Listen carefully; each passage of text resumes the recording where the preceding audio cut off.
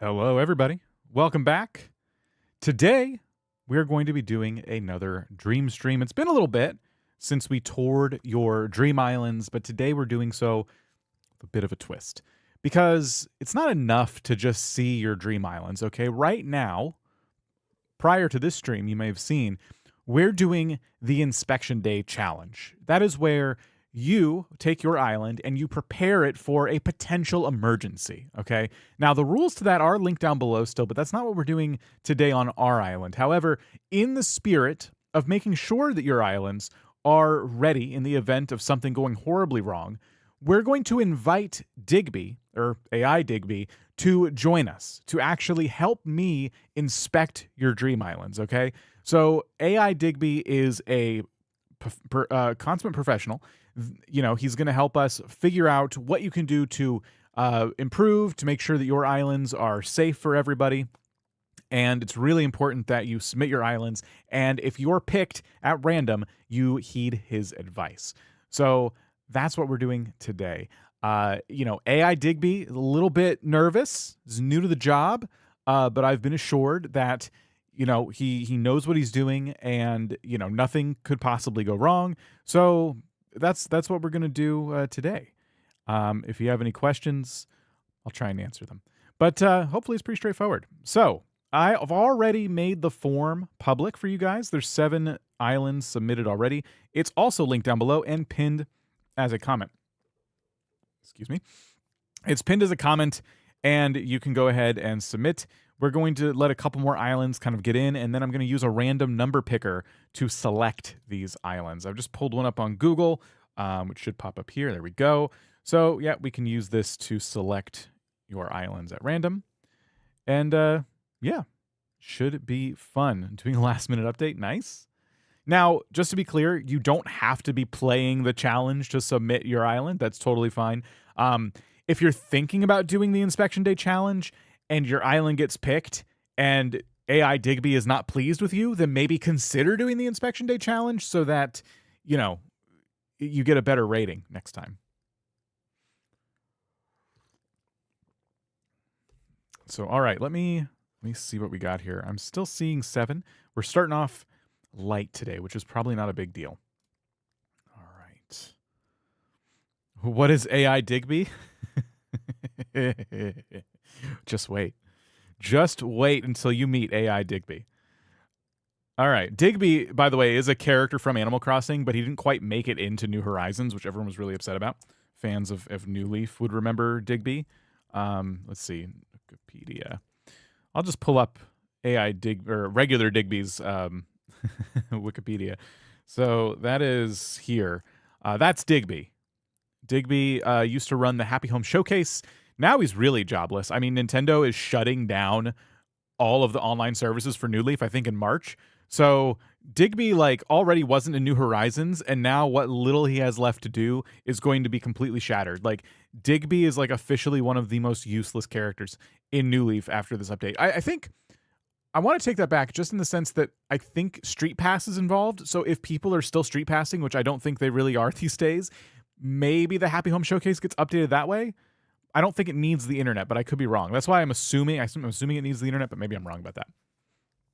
This is the twin brother of Isabel, and Isabel is also older. But there you go. Oop. All right. Do we have some islands picked out here? All right. It looks like we have 8 now. All right. So people are getting their islands in there. So out of 8 islands, I'm going to run the random number picker, and we're going to choose our first one. 7. Okay. So island number 7. And no, I don't know what number you are. AJ. How's it going, AJ? 30 days of no Nintendo Online. Oh, it's your 30-day island. All right, awesome. So this island, I believe, was on its very own... I tried to copy and paste it. On its very own series for YouTube. So you can go check out AJ's channel. And you can see this island becoming an island. All right, so let's get in here.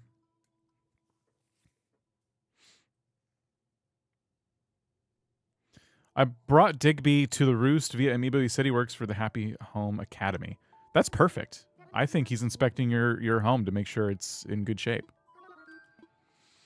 All right, so I want to dream.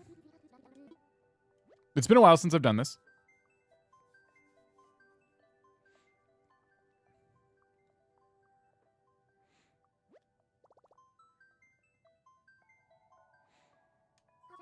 And we will search by dream address. Okay, so 3739 3223 0574. Luna's kind of terrifying. Just standing over you like that. Snowdrop, that is correct. All right, AJ. Thanks for submitting your island. Dodo? There's no Kato. Oh, I guess you just got in here. Yeah, we did get your island first.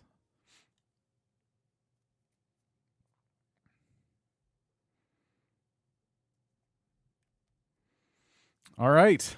The island of Snowdrop.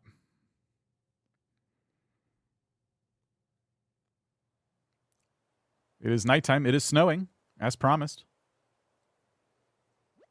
It's been so long since I'm able to Dodo troll. Okay. Perfect. So, love the flag. This is going to be a really fun tour. I can already tell. Let me check the map.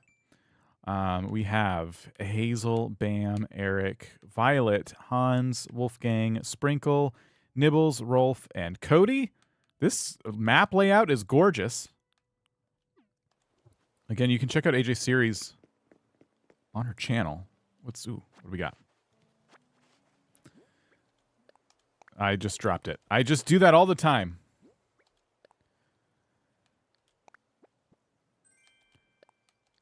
Here we go. Why not? Why not? I'll wear the reindeer costume. Okay. Okay, so this is interesting. So we get to the entrance. We see a reindeer costume, and we are decorated for the holidays. We got a little farm right here by the entrance. That is awesome. It looks like there's some roads, some dirt roads. Okay. All right. I'm just trying to get a feel for the entrance. And what I would like to do is ask, just describe it to AI Digby and get his opinion, right? Like we come to the island, we see some dirt roads. We're given a reindeer costume upon arrival, and there's a farm nearby. It's snowing, it's dark, but it's really pretty. Okay, yeah. Let's basically tell AI Digby that. So here we go.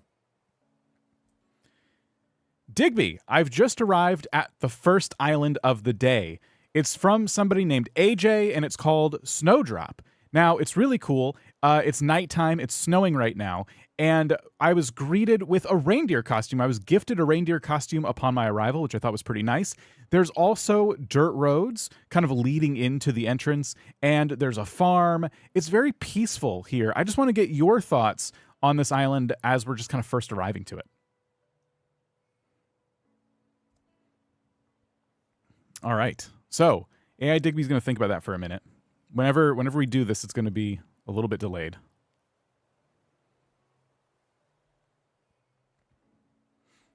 Here we go.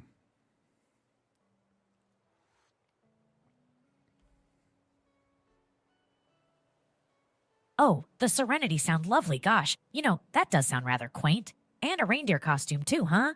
Well, I do hope it's been properly cleaned. No want for tracking mud or fleas. Ugh, even thinking about fleas makes my skin crawl. Now, about these dirt roads, they can make for a happy and homey atmosphere, but the thing with unpaved roads is that they can be somewhat risky. You see, they can become slippery when it's rainy or snowy, and that increases the chance of residents slipping and falling. My suggestion? Ensure there's enough signage warning folks of potential slippery conditions. Safety violation #642B comes to mind. Inadequate warning signage for seasonal hazards. Uh-oh. If no measures are taken, I'm afraid a fine of 10,000 bells will be necessary. But overall, it sounds truly enchanting, especially the farm. I can't wait to hear more. Whoa. Okay. So we got our first fine. AI Digby issued a fine of 10,000 bells for no signs warning people of the slippery dirt roads. Oh my gosh. Yikes. That is unfortunate. I am sorry, AJ, to hear that. I'm going to put this like right about here. Jeez. Okay. All right, AJ. Hey, that's okay. AJ, it looks like Digby likes the nice, peaceful, tranquil island. So at least there's that. You may want to put up signs. Otherwise, that's going to cost you for sure. Let's check out the museum. Wow. Oh my gosh. This is so cool. The museum's been turned into a toy store. Oh, this looks amazing. Look at this. We got toys everywhere. All right. That's adorable. I like little gnome. I'm assuming this is like a cashier. Okay. I want to get up here, but it's just kind of like a blocked, like the road runs right into a cliff. All right. That's interesting. I don't know. That worries me. I don't know how Digby's going to feel about that, but the road running just right into a cliffside is a bit concerning. Oh my gosh. I love what you've done with the houses. The expansion on the houses, extra windows and everything. Look at this. Look at the sights. Look at the viewing area here. Wow. This looks incredible. If I can get like a proper picture of it. I like that you used a giant body of water because that always takes up like so much room. Especially because you did a 30-day challenge. It's a nice sneaky way to fill out your island without having to actually decorate a bunch. Oh, look, we got a little gyroid choir. Okay. All right, so we did see a few more things. I want to update Digby real quick because we're seeing a lot of stuff. There's a lot to take in on this island. So let's real quick here. Let Digby know what's going on.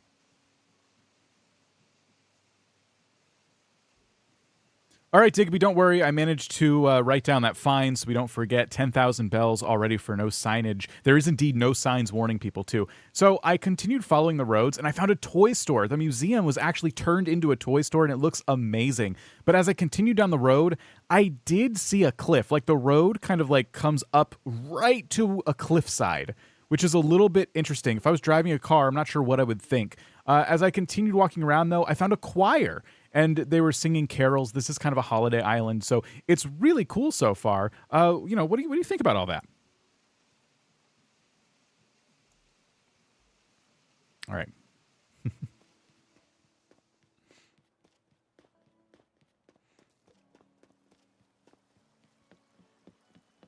Oh, we got a ski lift. I love the ski lifts. Okay, Digby's thinking.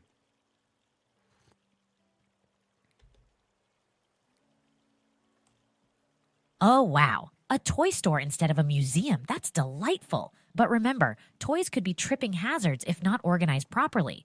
We True. wouldn't want anyone, especially excited little ones, getting hurt. True. Surely, safety violation hash 321A. Inefficacious toy organization rings a bell. Oh my If that's gosh. the case, a 15,000 bells fine is in order. And a cliff, you say?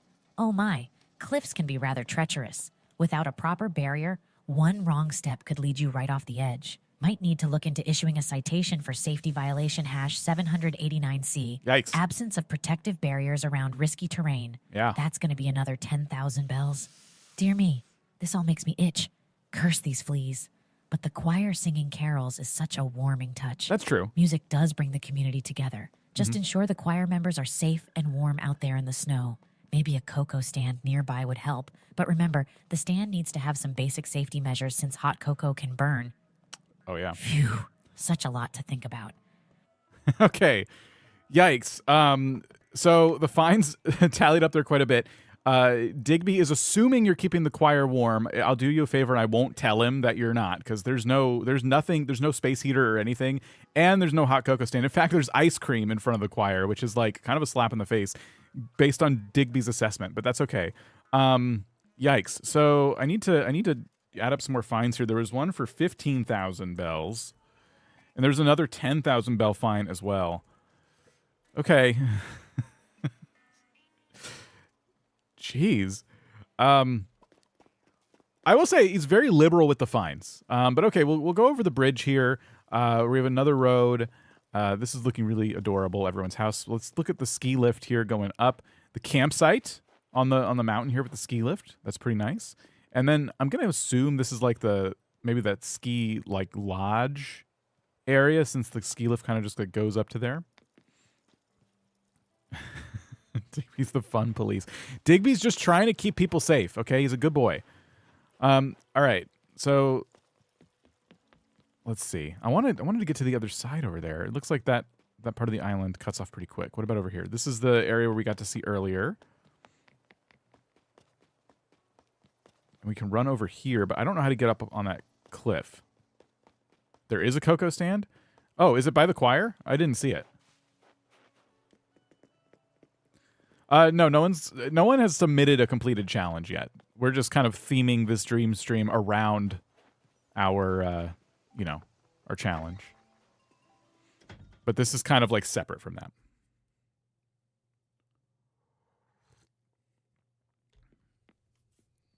Oh my gosh, this is adorable. Look at this. I love this little lodge. Where did Digby come from? The info is down in the description. Another very popular streamer named DugDug has this program, and he recently released it for anybody to use. And so I spent a really long time getting it set up. And yeah, now AI Digby has been Frankensteined into existence.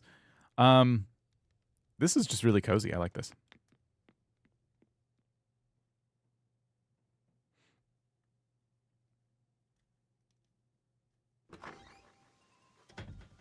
Next to the steps for the lake lookout. Is that where the hot cocoa stand is? I'm a little bit behind on messages here. Not that they're coming in slowly. It's just that my brain is a little bit behind. What if we pop up here? Oh, wow. Okay, so we found a neighborhood. Still very peaceful. Everyone's yard looks adorable. Here's the sleigh. Look at that. Got presents around a big tree. All the houses kind of meet up here. Oh, it's so nice. Look at this. Little mine carts going into the house here. Would this be the workshop? Like Santa's workshop?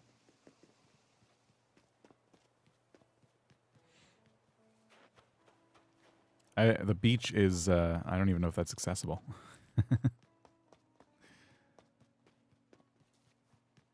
Yeah, little paw prints are amazing. I love the custom designs, the little snow, and I like that the road has like some weeds scattered on it too. What is that? What is this? Okay. Hold on. I gotta let AI Digby know about this.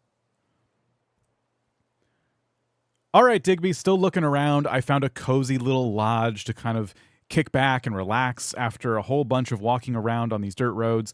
And as I continued to explore the island after my rest, I found something peculiar in the street. It is, I think, reindeer poop. I think someone left reindeer poop in the street, which is interesting. It's right in front of the neighborhood where everybody kind of lives. And yeah, it's just sitting out here in the cold. No one's cleaned it up.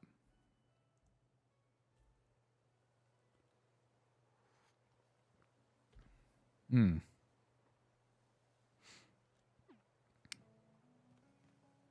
just, you hate to see it. Oh dear, reindeer droppings in the street. This is grave, my friend, really grave.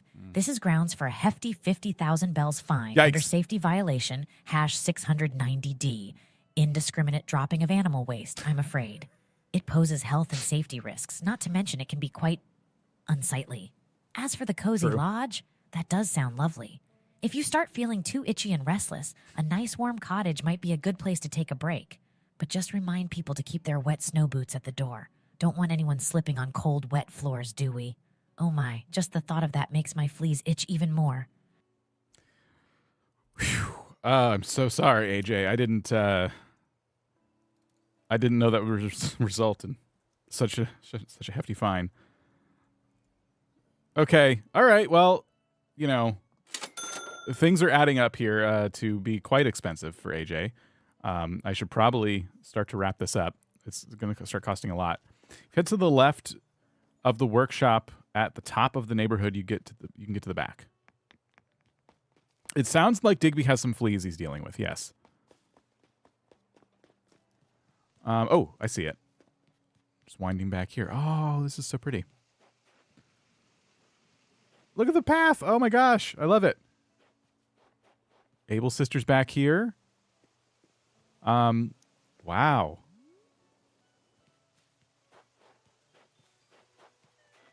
This is awesome. Little campground area for some youngsters, it looks like. It's cool how you separated the island like that. Like, just like these different sections that you can only get to by going down certain paths. Is it possible to go any further back? This just, it looks like just like a little forest back there. We're kind of towards the back of the island now.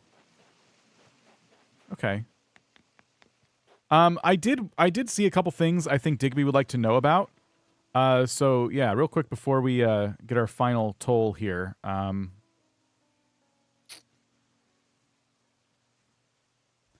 Okay, Digby, we're almost done checking out Snowdrop. I got to the back of the island. It's totally gorgeous back here. There is a clothing store, and it looks like there's some projects that have been kind of left out overnight. And one thing I noticed is there is an iron, you know, like what would go on an ironing board, sitting on a table unsupervised. And what's a little bit unsettling is that more reindeer droppings seem to also be in this area. I'm not sure why those are there. Other than that, I gotta say, the nice cliffside stroll on this gorgeous snowy night is so pleasant and so peaceful. What do you think?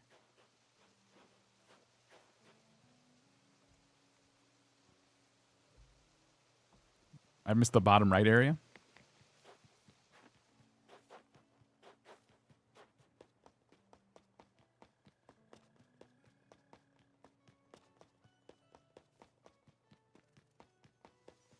An iron left unsupervised?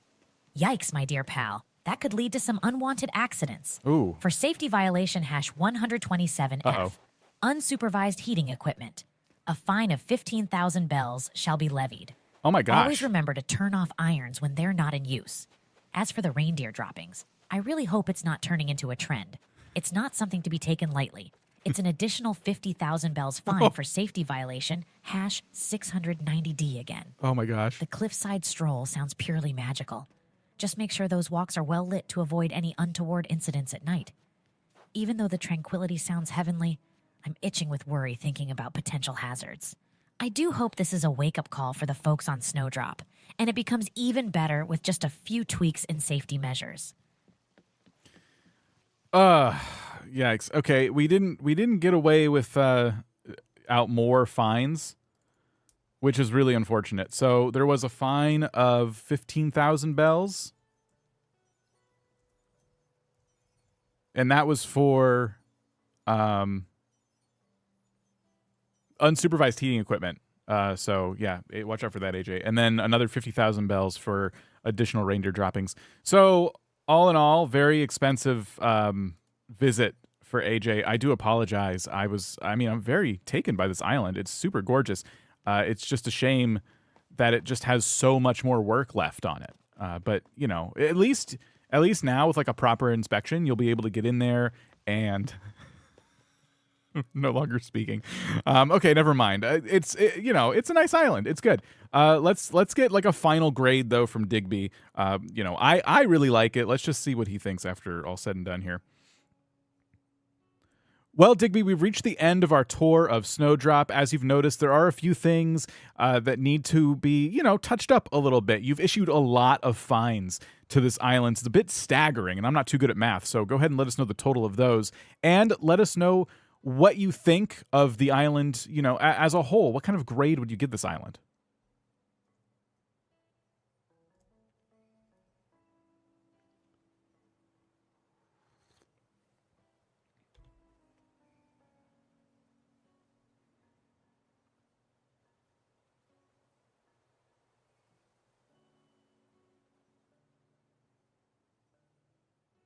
All right, here he goes. Oh my. So all the fines added up would be, let's see, 10,000 for inadequate signage, 15,000 for disordered toys, 10,000 for lack of cliff barrier, 50,000 for the reindeer droppings. Twice. That's 100,000, and a final 15,000 for the unsupervised iron. So that's a total of 150,000 bells and fines. The safety risks are substantial, I must say. Yikes. However, despite the safety concerns, it does sound like Snowdrop is a charming and festive place with a lot of potential. It is. I'd give it a C rating for now, Okay. but I believe that taking into account the advised precautions could really bring Snowdrop's safety grade up. And oh, these troublesome fleas, they're making me scratch right through my fur. I hope Snowdrop doesn't have pesky critters like them, though between you and me, I'd trade fleas for, say, accidentally letting loose a herd of elephants. Now that was a bad day at work. Oh. Okay, a little bit of trauma there. It sounds like. All right, so there you go. C rating. C for chili. There you go. You did get a solid C rating, AJ. So congrats. That's awesome. Hey, you should be proud. That is amazing work. All right, let's head back.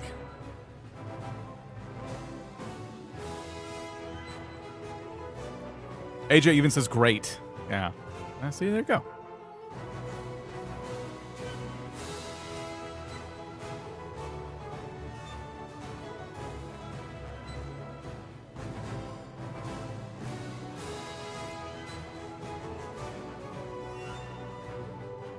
Okay.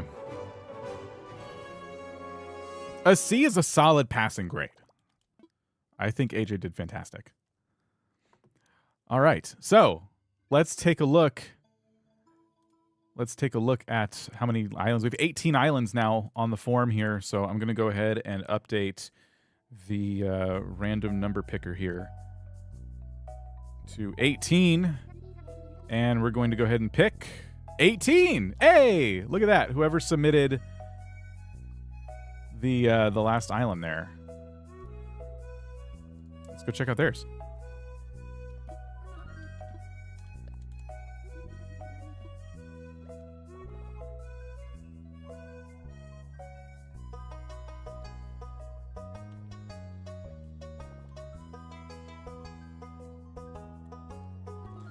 All right. Search by dream address. It's 6333 13 71 8893.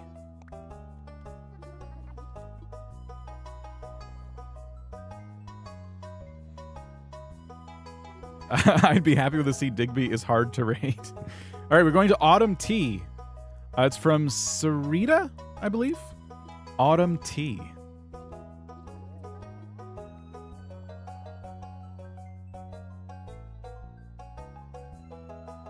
Okay.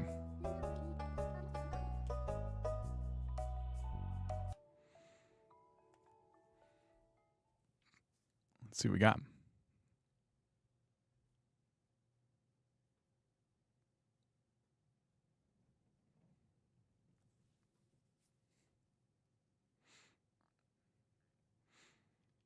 Sarita's here. Welcome.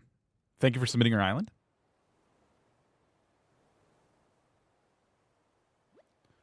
Another cold evening, it looks like. Very windy. Very windy. Like, stuff's blowing around. Look at that. We got flowers. The flag's just going wild. Let's take a look at the map. There's a lot of people living on this island. We got Punchy, Shep, Lolly, Coco, Maple, Pico, Carmen, Raymond, Ike, and Sherb. So the neighborhood's up there on the top left, it looks like. And yeah, we got houses everywhere. You did say I could tour the houses if I wanted to. We may go into one. It's a lot of houses. No reindeer costume. Here's everyone's mailbox. Okay, cool. So yeah, we got a nice little path leading from the entrance here. And oh, I see a nice canal. Oh, this is cool. Do you have a canal running all through your island? I didn't pay attention. I was more looking at the villagers. You do. Oh, you have a couple canals. Okay, cool. All right. There's just people everywhere. Tons of people. Okay. Here's where the neighborhood starts. We got some street lights. Okay, that's good. Okay, I think I've seen a little bit to kind of give Digby a bit of a, an introduction to the island here. So let's see. Autumn Tea, right? Yeah. Digby, we're on our next island now. It's called Autumn Tea. And let me tell you, it is dark, it's windy, it is cold here. I say it's dark outside. There are streetlights, fortunately. There's a lot of sidewalks. They're made of brick. And one thing to note about this island is there's people everywhere. So many people live on this island. I've never seen anything like it. But it's cold, it's windy. Overall, though, it looks pretty nice. There's just some nice touches all over the place. I'm seeing some bikes kind of hanging out. It looks like we have a farm up here on a cliff. I'm seeing a tractor parked on the edge of the cliff. I'm seeing a place to kind of eat. And then there's all kinds of crops and a scarecrow, too, to make sure they don't get eaten by crows, which is really, really good. Okay. Yeah. Kind of gave Digby a quick rundown there.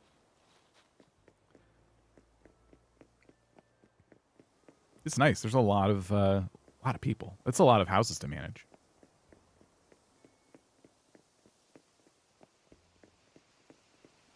Look up here. Oh, man. Love the fountain. Wow. Autumn Tea sounds bustling with life and activity. Brick sidewalks, how robust and fancy. But don't underestimate those bricks. They can get pretty slippery when wet. That's and in true. the cold and dark, double whammy. I might have to call a caution for safety violation #641Z. Uh-oh. Potentially slippery walking surfaces. Yikes. That'll be a 10,000 bells fine, I'm afraid. As for the tractor parked on the edge of a cliff, that's an accident waiting to happen. Oh, no. This could lead to a citation for safety violation #245G. Unsafe parking of heavy machinery. That's another 20,000 bells fine. It gives me Yikes. shivers. And not just because I'm a bit cold and can't get this itch. I'm glad to hear there are measures in place to protect the crops from crows. Safety of the crop yield is also important. That's true. I'm yes. craving a cup of warm tea just hearing the name of the island. Given these pesky fleas, it would be some nice relief. Can't wait to hear more about Autumn Tea. Okay. I'm really sorry. You did incur a couple of fines there, which is unfortunate. But hey, Digby seems to like the island, which is still good, right? So we got 10,000 bells. Oops. 10,000 bells. And that was for safety violation number 641Z, I believe. Potentially slippery walking surfaces. So, yeah, sorry about that. And then also, you got one for number 240G, safety violation there. Unsafe parking of heavy machinery. That's 20,000 bells. You have to be really careful where you park your tractors. Overall, though, not too bad. I mean, you're still doing better than AJ did at this stage. Like, my goodness. Okay, cool. Well, let's keep going. There's all kinds of stuff to see on the island. I want to go explore one of the houses. I just want to pick carefully. Oh, look at that. We got some little fruit farm here. I love how you labeled the trees. That's cool. Here's one of the houses. Okay. All right. You know, I didn't mention the canals. I might have to mention those next time. I think he'll find those really pretty. Oh, there's like a little movie area up here. Look at that. Oh, oops, I trampled the flower. Look at this. They're roasting some marshmallows like pretty close to those pillows. Okay. Well, here, let's update Digby real quick. I think you might want to know about that. All right, continuing to explore Autumn Tea. There's some really cool stuff to see on this island. I didn't mention before, but there's canals running throughout the island, which just makes it so nice and tranquil. I found an area where you can watch movies outside. Isn't that cool? There's a couple of pillows, and they're facing a big screen with, a movie projected on it. There is one interesting thing, though. There's, like, some roasting marshmallows, just kind of with an open fire next to the pillows. I imagine these make a great snack for a movie, and they're outside. It's probably no big deal, right? So let's just not worry about those. Really, like, don't get too caught up in that. I just wanted to point it out. I thought you'd find that interesting. But that's where I'm at right now at Autumn Tea.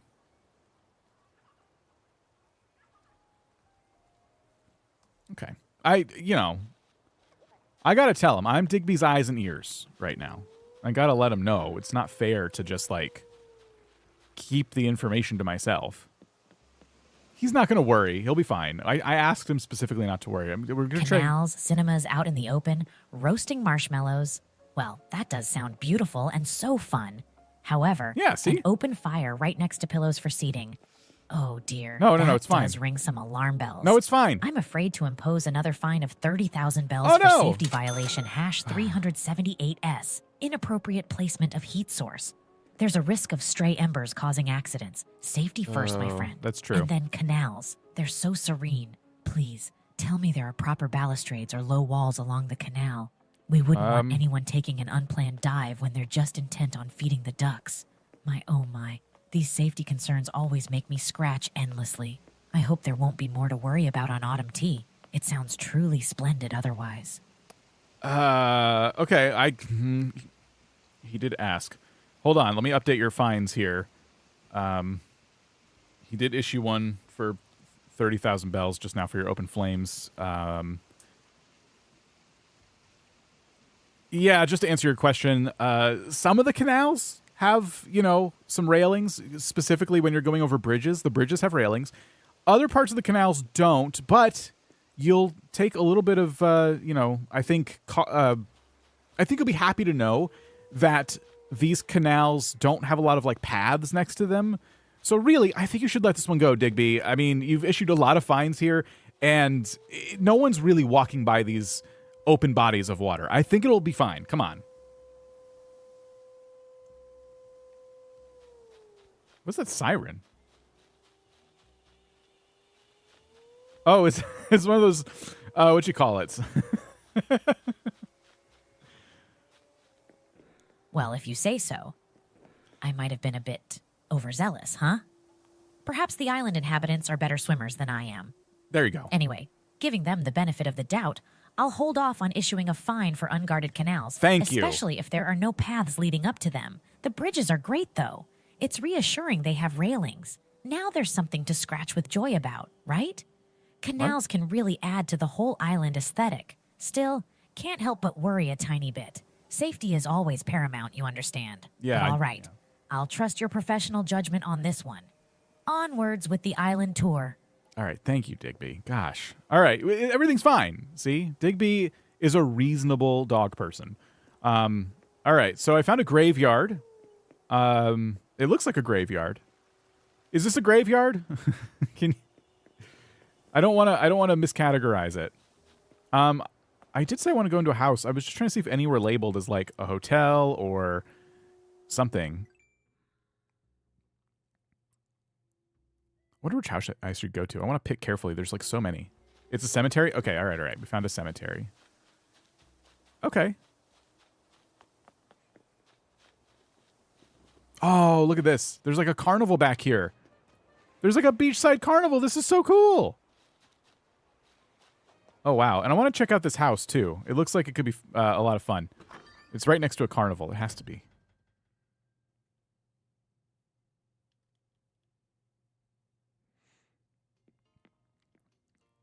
Oh, wow. Is this like a resort?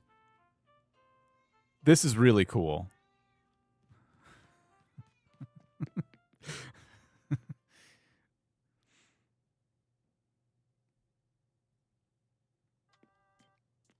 We've got like an underwater room here. Are all the rooms themed? It's just a beach hotel. Okay, all right, not a resort. What would Digby think about the carnival? I'm sure he's gonna love that. I think he'll like that there's like fun stuff to do. Mermaid room. Really nice job on this hotel.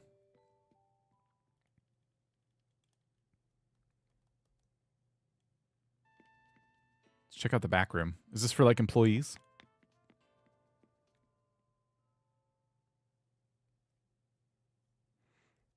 Right near the water. Digby will love it. Digby's gonna be fine. Oh, no, okay. It's another hotel room.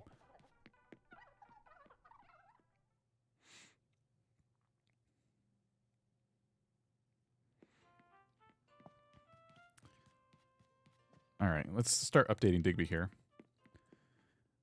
So really cool stuff here on Autumn Tea. I found a cemetery, and then I went down the cliff a little bit, and I found a carnival, a beachside carnival. Can you believe that? And it's right next to a hotel, a beachside hotel, which is decorated really nice. It feels very warm and welcoming. When I walked into the front door, I couldn't help but notice a security camera feed that was kind of posted up above the checkout stand. Like, you can actually see inside other people's rooms from the lobby, which I thought was a really nice touch.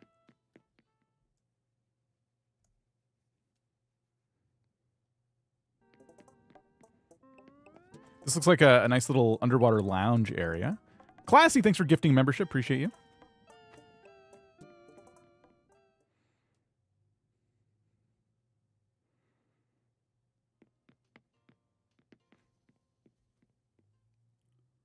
Gosh, a cemetery. A reminder of the darker side of life, isn't it? Mm-hmm. They should have the necessary signage to help maintain respect and ensure folks don't trip in the twilight. A beachside carnival sounds joyful, but remember, carnivals can sometimes get a bit rowdy. Ensure there's enough security to maintain order. We wouldn't want safety violation #764Q. Oh. Insufficient security at public events. That's another 15,000 bells fine right there. As for the hotel with a security feed, well, that's a bit unnerving. Folks need their privacy respected. Sounds like a definite case of safety violation #401K. What? Violation of privacy via monitoring equipment. Quite a serious offense, warranting a hefty 70,000 bells fine. Yikes! It's definitely important to balance fun and privacy to ensure everyone on the island continues to feel safe and respected. I'm scratching around nervously here just thinking about all these potential hazards. Can't help it with these darn fleas. Oh, Sarita, I'm so sorry. Yikes. Okay, so Digby didn't really worry too much about the carnival being on the beach. That wasn't a concern. But Digby is concerned about your lack of security. There is indeed no security professionals on site. I can confirm that. So that is a 15,000 bell fine, unfortunately, that is going to stick. I'm sorry. That happens sometimes. And then the one that I was kind of surprised about was the 70,000 bells for the security feed in the hotel lobby. Digby did not think that was cool. And in retrospect, I probably shouldn't have either. But I just thought, like, modern technology, right? That's so cool that you can shove cameras into people's rooms and just put it there. It's pretty transparent, right? If you were to go to a hotel and you were to walk in there and you saw inside people's rooms, you would know going into your room, oh, people can see what I'm doing. So it's not like they're being shady, right? They're just trying to show how nice the rooms look. I don't understand. 70,000 bells just seems like a lot, but yeah, it's all right. Digby's word over mine, I think. You know what I mean? Okay, so that's a lot of fines. We're not quite done with the tour yet, but I think we've seen a lot of the island. Oh, this is nice. We see Nook's Cranny down here. A volleyball area.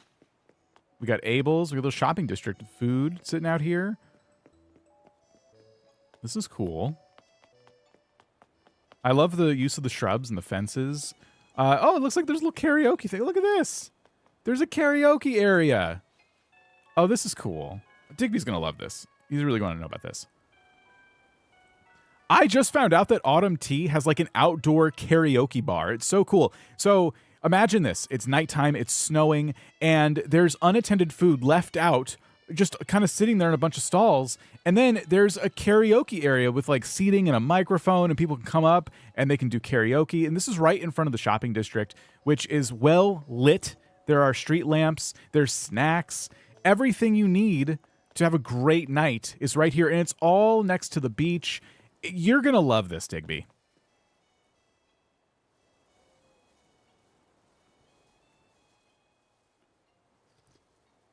Floors Raid! Welcome. Thank you. You're here just in time. We're checking out Snowdrop with AI Digby. I've just given him a report. He's going to come back to us, tell us what he thinks of the outdoor karaoke area. I think he's going to love it. Oh, an outdoor karaoke bar. Sounds like such a charming hub of activity, doesn't it? But you mentioned unattended food. As much as that sounds like a dream for any straying pet, it also invites critters and could cause food poisoning. Oh, come on. They need to watch out for safety violation #902R. Unattended open food. That necessitates a 30,000 bells fine, unfortunately. Oh, come on, Also, Digby. karaoke can get a little loud, can't it? Let's hope it doesn't create any disturbances for the nearby residents or It's shoppers. the shopping Or we district. might be looking at another potential violation. #103A, noise disturbances in public areas.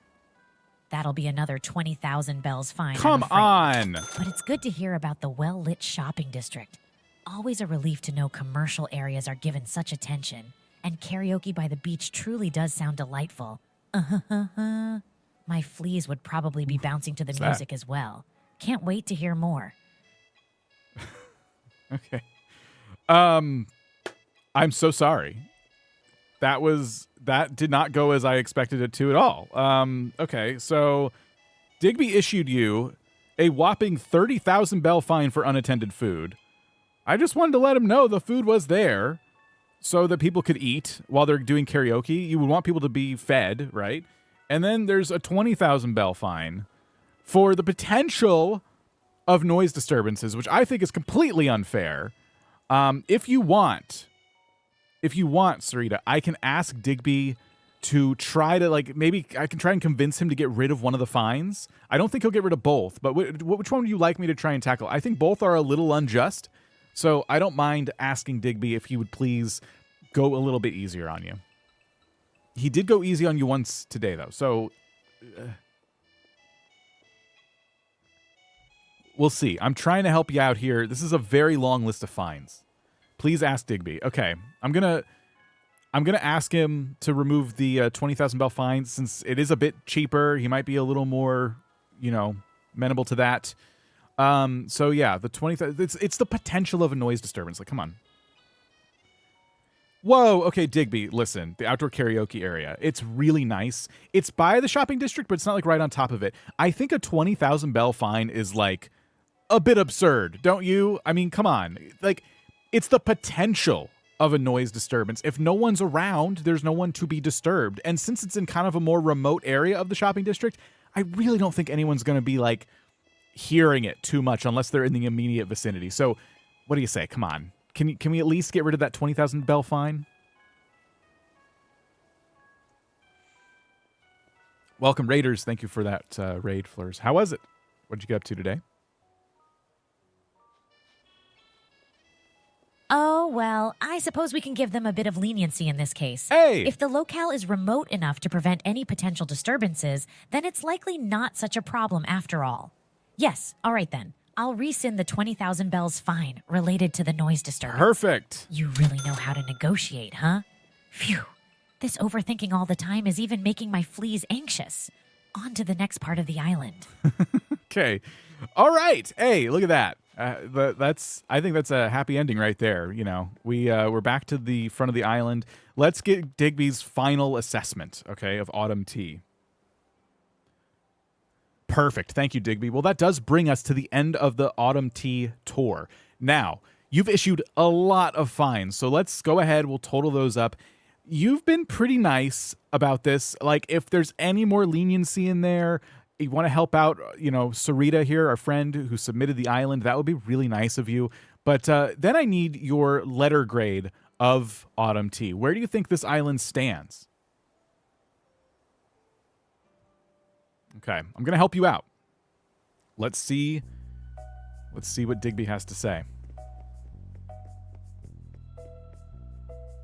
Oh, this is a long one. Settle in. I asked him to be short in the responses.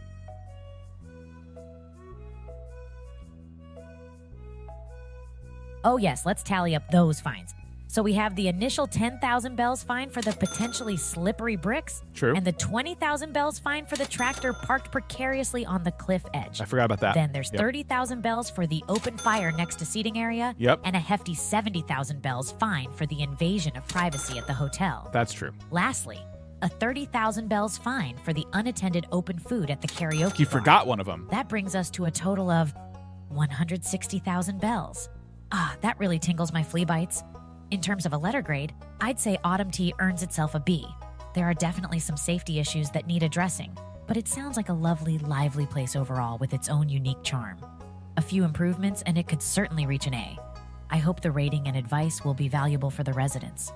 They've done such good work already. I can't wait to see where it goes from here. All right. If only these fleas could see what I've seen. It's been a real experience. Congratulations. A B rating. In fact, Savvy was guessing it, got it right, B rating. So Digby forgot one of the fines. So I went ahead and removed it for you. We're just going to take advantage of that right there. So congrats on another fine negotiated away by yours truly. You're welcome. That was awesome. Thank you for submitting your island. You got a B.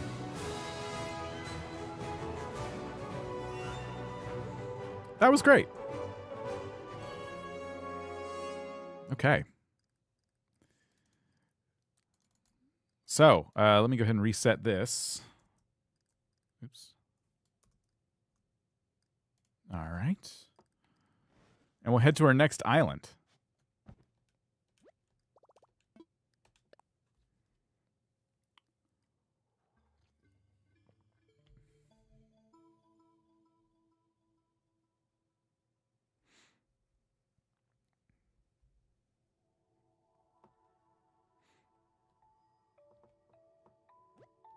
Okay. What do we got? I want a dream. We'll pick from our list. We have 31 island submissions now. Thank you so much. So I'm going to update our random number picker here to 31. And we're going to hit generate. It's going to go to 21.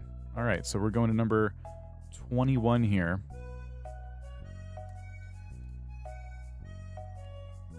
Bergonia by Kato. Kato. All right. We get to see Kato's and AJ's islands today. Wow, look at that. That never happens. Back to back fellow YouTubers. Be sure to go check out Kato's channel as well.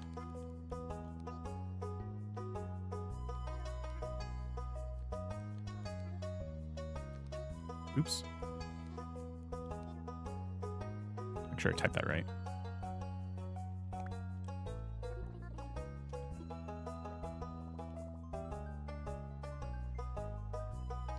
I know what Kato's islands are like. They're amazing. But I can't wait to hear what Digby thinks.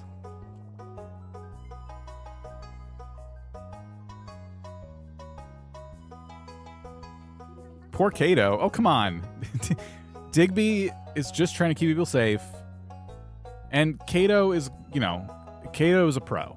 Like, there's not going to be, I think, like, just safety violations galore. All right. I think it's going to be a pretty fine island. I've probably seen this island before, but I would never remember. Finally, it's daytime for one of your islands.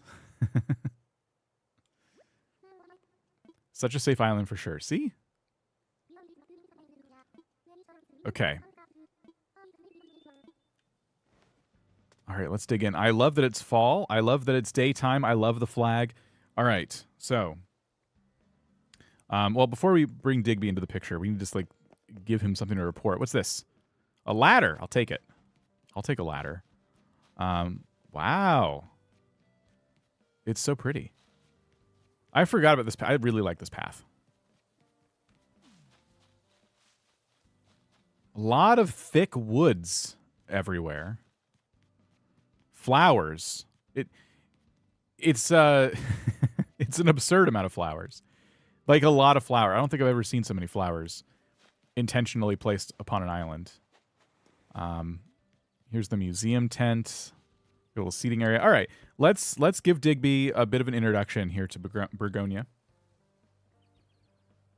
All right, Digby, we're on our next island. It's called Bergonia, and Kato actually submitted this island, and she boasts a very, very safe island. Safety is one of Kato's top concerns. I think you're going to be really impressed. This island, it's daytime, it's fall right now, it is gorgeous. And I gotta say, there are nice natural paths winding through thick woods. It looks so good. There's also flowers, like more flowers than I think I've ever seen lining some of the paths. Like a lot of flowers. I want to make sure I don't like miss how many flowers there are when I describe this to you. There's so many. I have to emphasize that.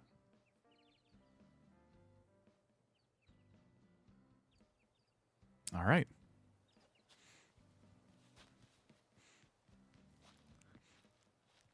I don't want to stray too far from the flowers here.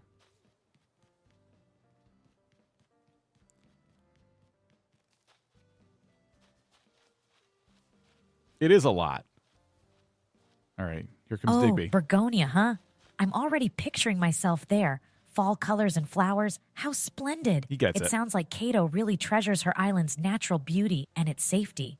Paths winding through thick woods sound positively dreamy, but kept paths mean less chance for someone to trip over an unseen root or hole.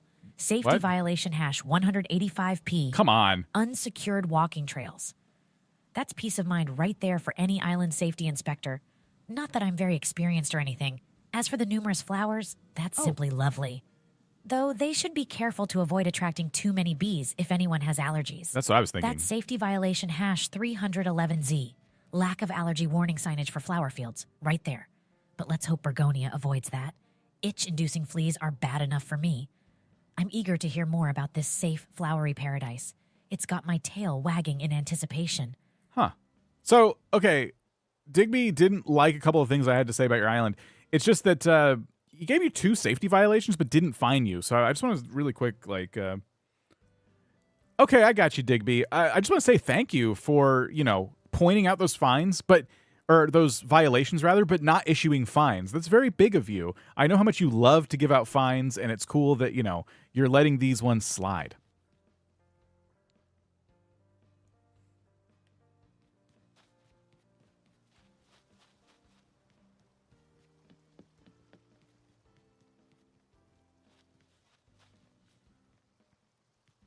Well, thank you for saying that. I try to be fair, and sometimes, well, I can be a bit overzealous, as you say. I'm still learning the ropes of this job, and I appreciate your patience. We want to encourage islanders to take small steps towards safety, not discourage them with large fines right off the bat. Right. I'm itching to resume our tour of Bergonia, though. It truly sounds like Cato's quite dedicated to safety and harmony with nature, eager to hear more about what else we find on this promising island. Yeah, there you go. So no fines, and Digby's really encouraged by your island. I'm just going to hit the button and kind of describe things as I go. Anytime, Digby. Okay, so I'm just going to talk for a little bit and tell you some of the things that I'm seeing as I walk around here. So right now I'm next to a river. There's a path that runs right alongside the river. There's even a little swinging bench that sits next to this river, so you can kind of enjoy the nice, peaceful views and smells. I'm walking around. There's like piles of leaves around the paths. I just almost tripped over a little acorn, but that's okay. And I'm kind of walking through and going over a bridge right now. It's one of those little log bridges, so it doesn't have any railings, going over the river here. But I'm sure that's fine. It's wide enough. I don't think anyone's going to get hurt. I like it. And then there's like a little rocking chair under a tree. And there's a kettle next to that chair for some reason. I'm not sure why the kettle is there. And then I'm getting up to the shopping district. But in front of it, it looks like someone was writing. There's a typewriter next to a pond. And there's a whole bunch of like old documents kind of scattered around. It looks like they left it in a hurry because their coffee's still here, piping hot. I don't know what's going on there.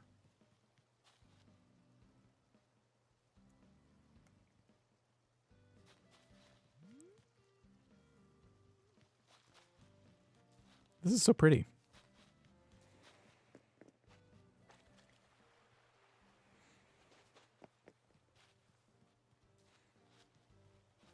Little picnic area. Here comes Digby. Wow, this Bergonia place sounds so picturesque. It is. A bench where you can watch the river flow and the leaves falling. It's like a dream. However, acorns and leaf piles can be a bit of a trip hazard. Well, not that bad. Safety violation hash 754C. Unsecured walking paths due to scattered debris. How about a cleanup drive? It would help avoid trips, plus it's a fun community activity. It's a good idea. Now about that kettle and typewriter near bodies of water. Safety violation hash 981E. What? Water hazard from electrical equipment. A kettle needs a heat source, and a typewriter is made mostly of metal. Both near water, my fleas are hopping in worry, but I'll restrain myself from fining for now because of Cato's commitment. Lastly, a bridge without railings is a safety risk, no matter how wide it is. And please, tell me there's a guardrail by the pond? It could be a potential drowning hazard. Oh. I might have to issue fines if there isn't. Safety trumps aesthetics in this instance. Oh dear, even thinking about it makes me scratch. What peculiar hazards you come across. Can't wait to hear more. Okay. I'm so sorry. I gotta go check the pond. Okay, there are some fences around the pond. Okay, Digby will be happy to hear that. Gotcha. Well, just to answer your question, I went back to the pond. There are some fences. I'm not going to say the entire pond has fences going around it, especially kind of where there needed to be room for paths, you know? But there are some fences by the typewriter pond.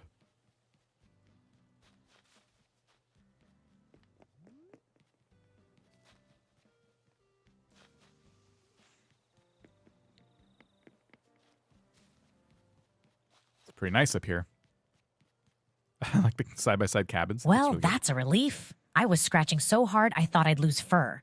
As long as there are fences in areas where one might accidentally wander into the pond, that should suffice. I'm glad they've Perfect. undertaken at least some safety measures. It's good to see aspiration towards a safer island. Bergonia is an intriguing place for sure. Fences near a pond, swing benches by the riverside, leaves and acorns all over. A small piece of heaven if we can just deal with these tiny safety concerns. Can't wait to hear more about your journey through this beautiful island. Wow. Yeah, Digby's being like super cool about Bergonia. Look at that. I knew this island was going to go over well. Well, sure, Digby. I can tell you a little bit more. Right now, I'm walking alongside another river and just kind of like taking it all in. There's some benches. I see like a little library where people can take out books and just kind of read them next to the river. There's a bike park next to the river too. And I see some barrels. They're kind of scattered around and there's like some pumpkins. Another log bridge. No railings on this one, but hey, you know, nice wide bridge. I'm sure it'll be fine, right? And we're back to the entrance of the island, which is also adorable.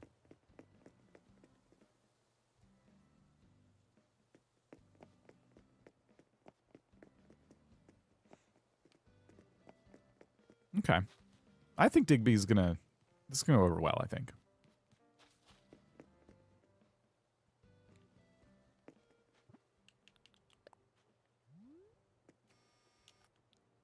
An open library by the river? What a delightful idea. But do make sure the books are in weather protective covers. After all, we don't want rain or snow ruining them. No. Safety violation #405J, lack of adequate protection for public goods, rings a bell? Bike parks are wonderful. Just hope there's enough space between parked bikes and the river's edge. We don't need any bikes taking an impromptu swim. It could violate safety provocation #256V. Yeah, it could. Inadequate safety measures at recreational facilities. As for the log bridges without railings, well, again, that makes me a bit uneasy, even if the bridge is wide. Safety should always be a priority, but I can sense how dedicated Cato is to the safety of Bergonia, so I'll withhold further fines for now. Arriving back at the entrance seems like a good place to stop our tour. I'm all over in an itch with my impressions of Bergonia. It's beautiful, but with just a few safety tweaks, it could be perfecto. Okay, so Digby's ready to rate your island, it sounds like. Okay, cool. I didn't mention the big marble statue. All right, Digby. Well, then I think we're ready to get the island rating from you. One thing I forgot to mention as I was walking around earlier, there's a big, tall marble statue, too. It's a little landmark. I thought I'd mention it real quick. So anyway, what kind of rating are you going to be leaving Bergonia with?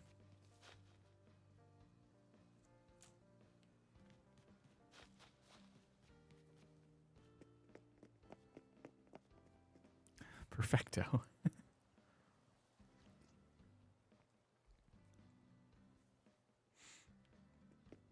All right, let's see what Digby says. I think you're going to get away with, like, no fines. Oh, a tall marble statue. Now there's something to rub up against and scratch my fleas, although it better be securely installed. What? We wouldn't want it to tip over. Let's assume Bergonia has taken care of that. All things considered, I'd give Bergonia a B+ rating. Wow. It has such a charming rustic feel, and it's obvious that safety is a priority. With some improvements, I could see it safely reaching an A in no time. The fines issued amount to a total of 50,000 bells. Wait, what? Not too heavy, so I hope it's manageable for Bergonia to see to these concerns. What? Proper care of the area can easily prevent any untoward incidents, and I believe with Cato's commitment, they're heading in the right direction. And oh boy, am I itching to see the next island already? These tours are quite the adventure, and Bergonia was a delight, despite some minor safety mishaps. And now, on to the next. Where did the 50,000 bells come from? Wait. Before we leave Bergonia, where did the 50,000 bell fine come from? I don't remember you issuing any fines. You certainly gave a lot of safety violations, so I'm not going to argue with you, but I'm just curious as to what the 50,000 bells is for.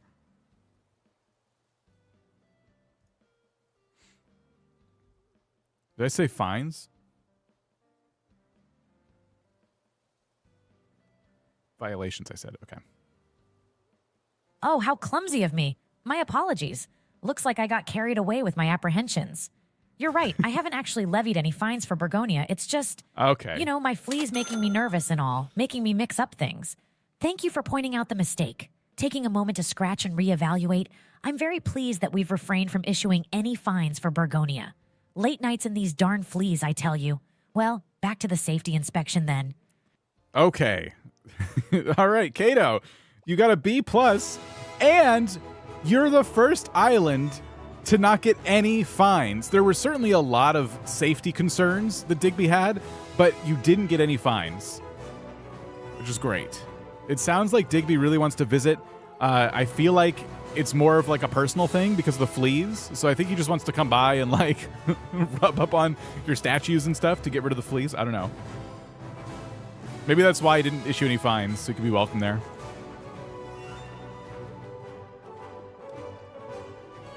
World's safest island. I don't know how anyone's going to top that. All of that, Digby really liked the island, didn't issue any fines. There were some safety violations. It was still a B+.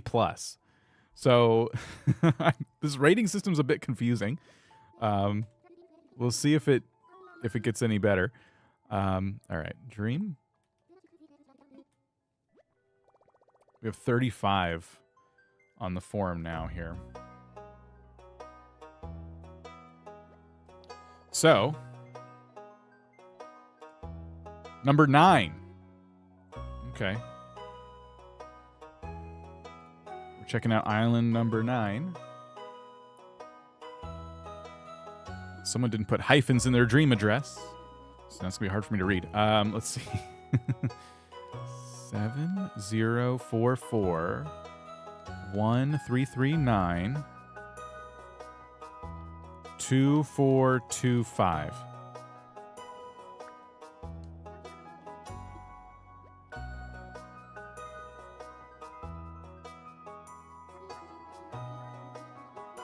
All right, Winterland from Tia. I think I deserved an A, but whatever. All right, here we go. We're jumping into Winterland.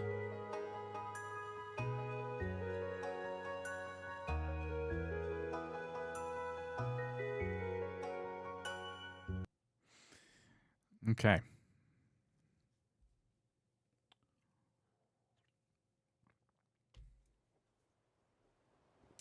Another dark, snowy island. Oh, the flag says North Pole. Okay, so we're going to have some theming here.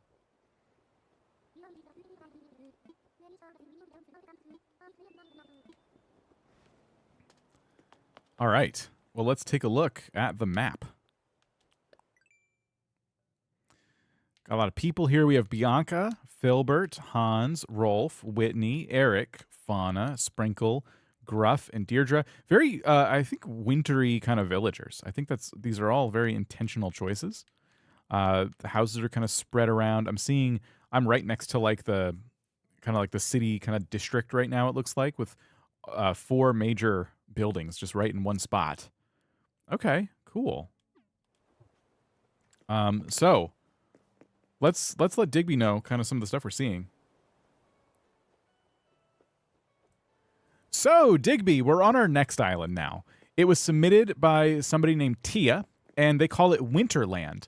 One confusing thing, but kind of cool, is when I got here, their flag was actually labeled North Pole, which was interesting because I thought it was called Winterland, so I'm not sure about that. But hey, let's take a look around. There's little narrow paths that kind of lead to different areas. Right now, it looks like I'm more in the city area. There's a museum, there's a shopping center, and there's a place where you can buy clothing, which is pretty cool.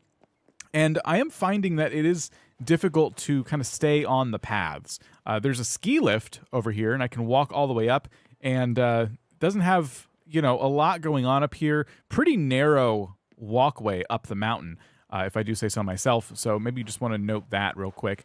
And other than that, I mean, this is decorated a lot for like the holiday season. There's a bunch of light up like Christmas trees and reindeer and ornaments. So that's really cool. And then the neighborhoods are really well lit with lots and lots of holiday themed lighting. And it just looks so peaceful and nice.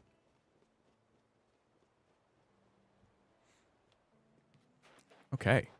We gave Digby a pretty, big description of the island. So we'll give him a minute here. Oh, a little Christmas tree truck.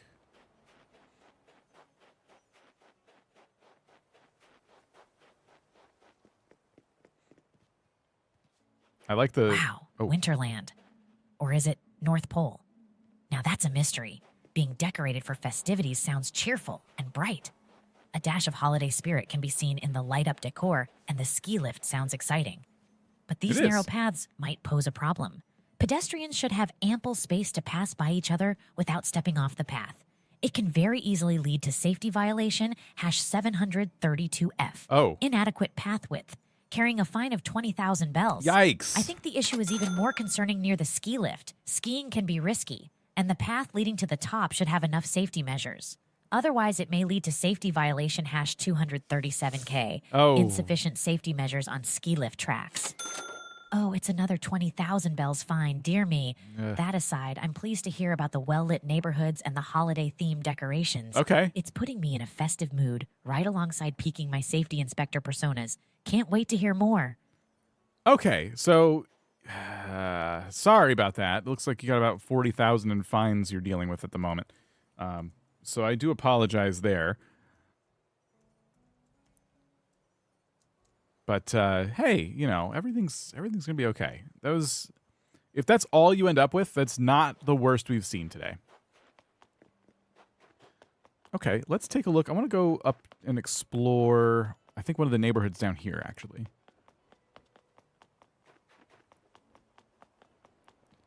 Okay. Okay, now the paths are a bit wider over here. We have a little house, which they did say I can tour the houses, so we might check that out too. Ooh. Oh, what's this? Is this like a sleigh ramp? Oh my gosh, it's right by the entrance. It's like a ramp for Santa's sleigh to like take off. Wow, that's so cool. And we got this neighborhood here, which looks really, really nice. I like the little straw designs on the ground. Oh, wow. This is super cool.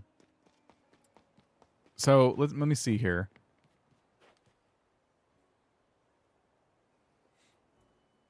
Okay, sorry about that, Digby. I got a little bit lost, but I found my way to the entrance of the island. And at the entrance is something I've never seen before.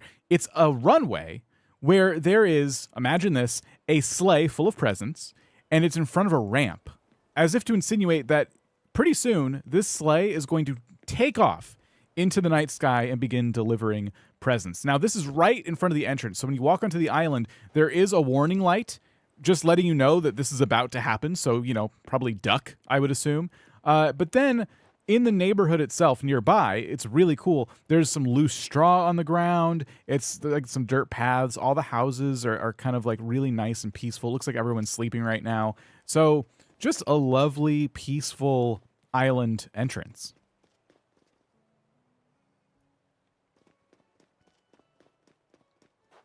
I want to go inside this building. Let's see what's in here.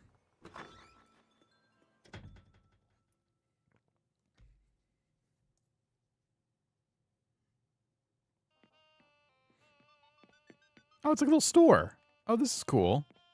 I like this for like an island entrance. Oh, a runway right at the entrance. Now that's certainly unique. But a warning light might not be enough safety for a potentially airborne sleigh. Don't we need a proper safety perimeter there? That seems like a classic case of safety violation #948H. Oh, come on. Insufficient safety measures at active runway. This would result in a 25,000 bells fine, I'm afraid. Loose straw on the ground can actually be a bit dangerous. It could easily cause slips and falls or even a fire hazard if there are any open flames nearby. Safety violation #563B, negligent placement of flammable materials. That's other 15,000 bells fine on Winterland. Negligent. These things, however small, still matter in a big way when it comes to safety. However, I adore the image of a peaceful, sleep-filled neighborhood. Makes me want to curl up and snooze right here. It sounds like Winterland, despite its quirks, retains a tranquil charm. How soothing. If only these fleas would let me relax. Can't wait to hear more. So, I love that it was called negligent placement of flammable materials. It's just some straw scattered on the ground. It's not like it was put here intentionally. I mean, maybe that's the problem. You did end up, unfortunately, with, a couple more fines there, I'm afraid. We got 25,000 for the insufficient safety measures at active runway, and then 15,000 for your negligent placement of flammable materials, specifically this straw on the ground. There are no open flames. I don't know why he would assume there are open flames that could potentially be here.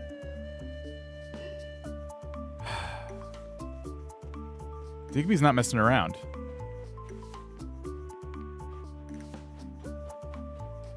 What's this? Santa's mail. Okay. Oh, there's some letters and stuff scattered on the ground. Looks like those aren't all going to get delivered, but this is probably where, is this the naughty and nice list? I love that. Photo with Santa. Look at that. Oh my gosh, that is so cool.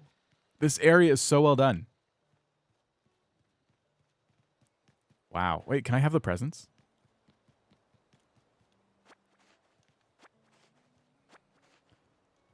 What's in here? Peach. Dolly. And a football. That's cute.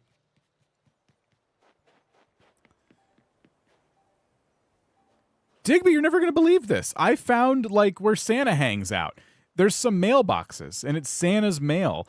Some of the letters are kind of scattered around. They didn't really quite make it into the mailbox. I also found Santa's naughty and nice list. I'm thinking of, marking that up a little bit, making sure I'm in the list that I want to be on. And there's a place where you can actually have a photo taken with Santa, and it is really, really quaint. There's even some presents, and I managed to steal those for myself, which was pretty cool.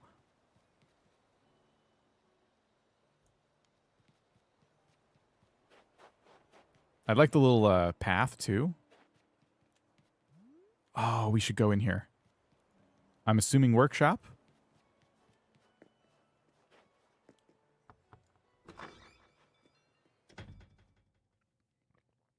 I heard jingle bells, I think, when I opened the door.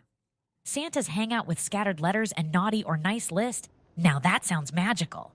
But oh dear, scattered letters could easily be lost or worse, tripped over. That sounds suspiciously like safety violation hash 123V. Of course. Improper mail handling. I'm afraid that requires another 5,000 bells fine. Next, about messing with Santa's list. Okay. Well, some would argue it to be naughty in itself, wouldn't they? As your friendly safety inspector, I advise against it, not just due to potential safety violation hash 1234N. Interfering with cargo meant for Santa. Come But on. in the spirit of fairness this holiday season, having a photo taken with Santa sounds absolutely lovely, although I hope there's enough lighting and clear path to and from the photo area. Wouldn't want anyone tripping over in their excitement, eh? As for pinching presents, well, my fleas are itching with disapproval. But let's move on before I find more to worry about. What a charming winter wonderland this island is turning out to be. Okay, so I didn't get any fines, fortunately, but Digby didn't like that I was adjusting the naughty and nice list or taking presents from people. That's more of between me and him, you know. You did get a 5,000 bell fine that I have to add here. I'm sorry. They're stacking up quite a bit. This is nice, though.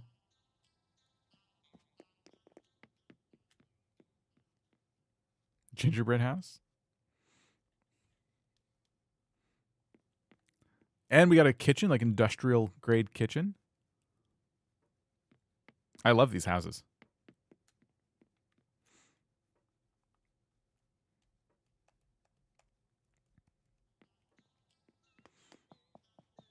Oh, upstairs. I didn't go upstairs.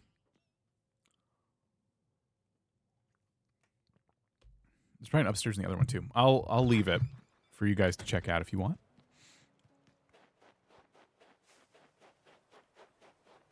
What's this? Fishing. Wait, is it? What does that say? Ice bar. An ice bar. Oh. Huh. That's interesting. Pretty chill place. Sorry. I'll tell Digby what's up. Continuing my tour, I found an ice bar. Now, that's exactly what it sounds like. It is a bar where you have drinks, and literally everything's made of ice. From the walls, to the chairs, to the tables, even the drinks themselves. Everything in the ice bar is made of ice. The decorations are made of ice, and even the path leading up to the ice bar is made of ice. It's so creative and so cool. I did another pun. I'm sorry. It's so cool. Get it? Because it's... Sorry. There's an ice rink here. Big. Very big. Hot cocoa. An ice bar? Now that's fascinating. Yeah. Imagining everyone gathered, sipping chilled drinks, surrounded by frosty decor. Such chill vibes. It does, however, raise a couple of concerns. Oh, come on. Ice tends Not to get again. slippery and sometimes dangerously sharp. It's hard not to think Sharp? of them as potential risks, isn't it? Safety violation hash 445I. Excessive use of slippery material in public spaces. What? And that's a 30,000 bells fine right there. I see the creative aspect in using a unique element like ice for aesthetics, but safety should always take precedence. I hope they've taken measures to prevent unnecessary slips and bumps. These safety concerns. Can't help but scratch about in nervous anticipation. Can't wait to hear more about the beautifully icy aspect of Winterland. 30,000 bells. Oops. 30,000 bells because of... What was it? Safety violation number 440I. Excessive use of slippery material in public spaces. I don't think Tia did that on purpose, right? Like, hang on. Now, Digby, I have a couple of questions about that last assessment there. First of all, you issued a fine for 30,000 bells because of, like, excessive slippery material in public spaces. Like, as if to say that was done intentionally, but Digby, sometimes paths just freeze over, you know? I don't think that was intentional. Also, you mentioned ice gets sharp sometimes, which also raises a bit of a concern for me. What do you mean by that? How can an ice path be sharp? I was hoping we'd skate by. I want to speak to Digby's supervisor. Redhead, thank you. What does he mean by sharp ice? I know that ice, separate from it being on the ground, like this, could be sharp, but like... Oh, you're absolutely right. And I'm sorry if I got that bit confused. Naturally occurring ice, like a path freezing over in wintry conditions, is out of our control. Mother Nature doesn't really pay fines, huh? I might have, gotten a bit carried away there. The same goes for the sharpness of ice. It's more a concern with crafted ice objects where edges can be defined and pointed, not paths. Thank you for that point out. I appreciate the gentle reminder that even with my position, I'm still learning. My concern for safety sometimes makes me overlook the obvious. Oh, these fleas. They're just making me fret more. I promise to do better for Winterland and can't wait to hear more about it. Yeah, you should do a little bit better, Digby. You got to be careful. You could end up getting fired for just issuing fines willy-nilly. So that was a 30,000 bell fine. I want to confirm that we're getting rid of that and that you don't care that the paths are iced over and no one's done anything about that. Is that good? Do I understand that correctly?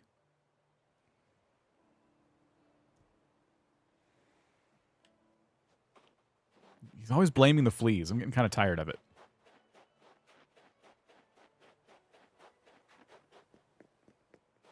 What's up here? Oh, you're absolutely correct, and I appreciate your understanding. I may have misspoken my excitement, or it could be these pesky fleas distracting me. Yes, you're right. I'll rescind the 30,000 bells fine for the natural icing over of pathways. Perfect. That's simply Mother Nature doing her thing. I do hope the residents have access to some sturdy, slip-resistant boots to stay safe, though. Can't help but worry a bit. Thanks for the clarification, and on we go with the Winterland exploration. I got to tell him about the Grinch, right? Oh my gosh, this is so creative. I was wondering, out of all the villagers, Gruff seemed to be the one that was the most out of place, and now I totally get it. Digby, you're never going to believe this. I climbed up a mountain, okay? I had to climb vines. It was cold. Everything's frozen over. I climb up this mountain, and standing at the top is none other than the Grinch, okay? It's actually a villager named Gruff, but Gruff has been officially turned into the Grinch, possibly against his own will. There's a sign written in green blood that says "Keep Out," and there's a picture of the Grinch. So heavy implication here that we are in fact on the Grinch's property right now as I'm telling you this.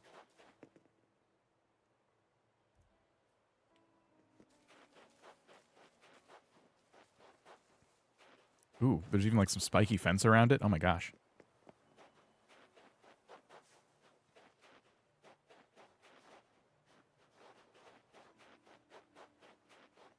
Toys for Tots. Gosh, the Grinch? Now that's a rather unexpected resident for a winter wonderland. Climbing vines up a mountain sure seems exhilarating, though vine climbing in icy conditions can potentially lead to slips and falls. Well, I was fine. But hey, who am I to imply any fines right now, right?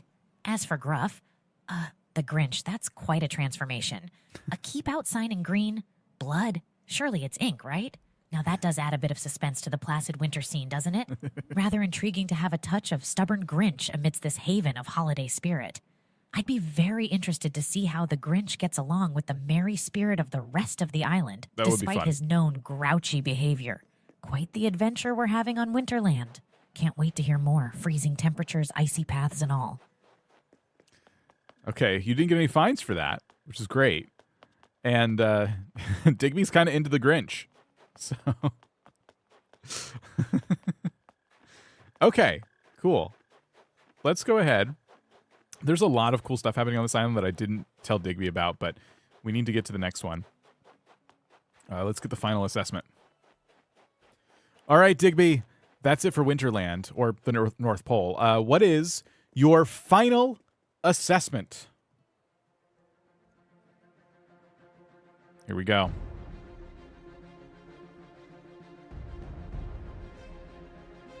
What's it going to be?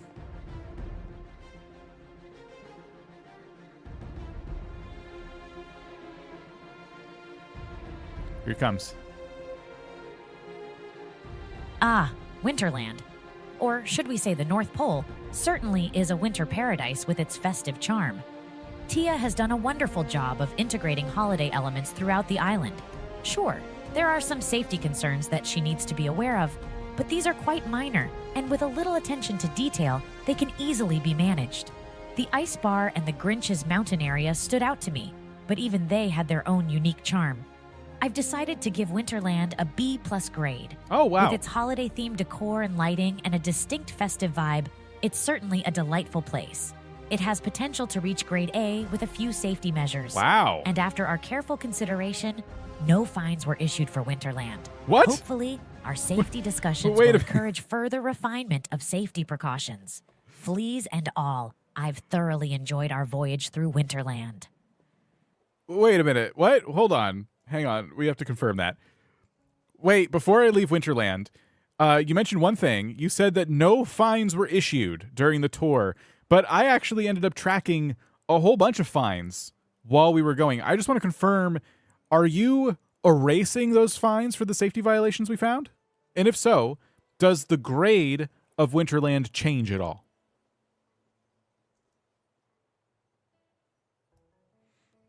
Okay. We need to know, are the fines going to stick?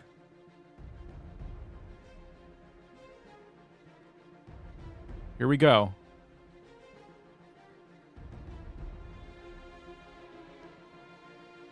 Maybe he's messed it all up. He's bad at paperwork. Oh dear, my fleas must be causing more confusion than I thought. I didn't mean to cause any misunderstandings. I do recall mentioning potential safety violations during our tour, but I might have gotten carried away. Once again, let's address this. After your guidance, I decided not to impose the 30,000 bells fine for the icy paths as it was due to natural conditions. Right. For the festive decorations, no fine was given since they seemed safely installed, Right. despite potential risks. I also withdrew my concerns about the Grinch's Mountain upon realizing my mistake regarding the vine climb, as it could be a fun, albeit risky adventure. So, after careful consideration and your patient guidance, no fines were issued for Winterland. Wow. The grade remains a solid B+. The island radiates a sense of tranquility and holiday joy despite few safety concerns. Appreciate your vigilance in keeping me in line. Phew, everyone makes mistakes, right? Even overly worried dog safety inspectors can't help but scratch in embarrassment. Congrats on 0 fines and your B+ rating for Winterland. Digby, terrible at paperwork, forgot about all the other violations, and never sent you the fines. Awesome work, Tia. Congrats. Wow.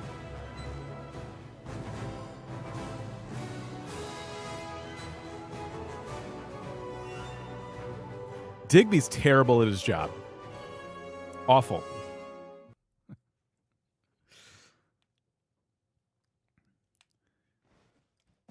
Digby is just so bad at this. Okay, so we're checking out another island. Let's go ahead and reset the fine amounts here, just in case. We're hoping no more fines. Just in case. We have 41 islands now.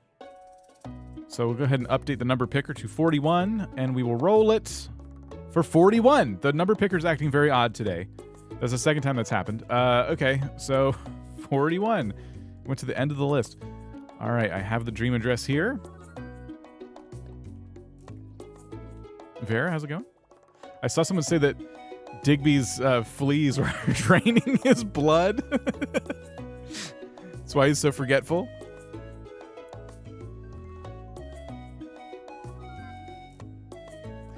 Okay, dream address. All right, it's 272913890883.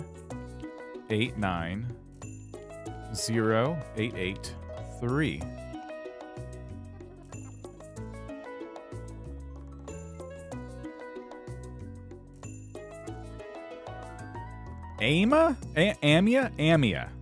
It's from Small Potato. Is it Amia? Am I saying that right? Or Amia, maybe? I'm going to say Amia. Because without the A, it would just be Mia. So I'm going to call it Amia.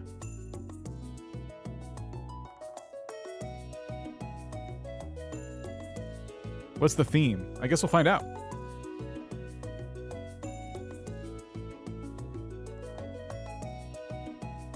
Say it like the letter A, and then, so Amia.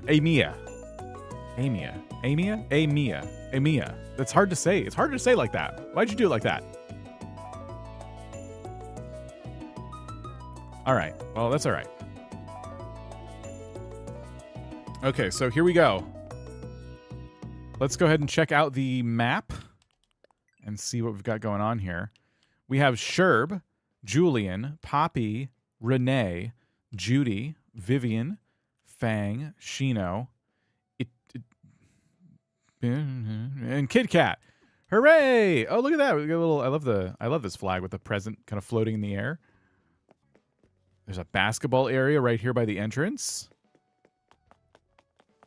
Oh, this is nice. Let's see where this leads. Probably right to the airport. Yep. Not too far away. It's based on the word amicable. Amia. Okay, amicable Amia. All right. I got you. That does help. Thank you. Okay, wow. Hustle and bustle here at the entrance. We got the museum right here. Okay, so let's bring in Digby and get him acquainted with your island. All right, Digby, on to the next island.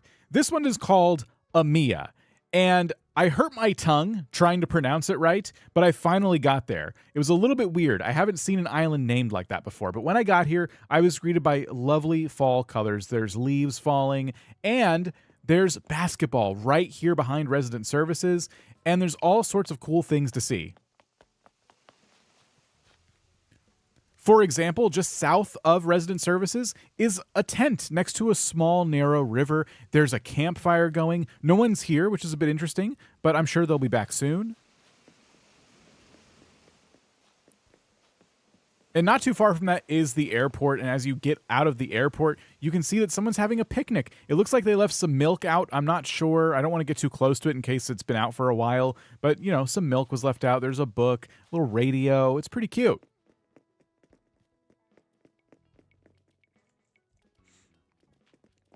All right. Just a brief description of your entrance there.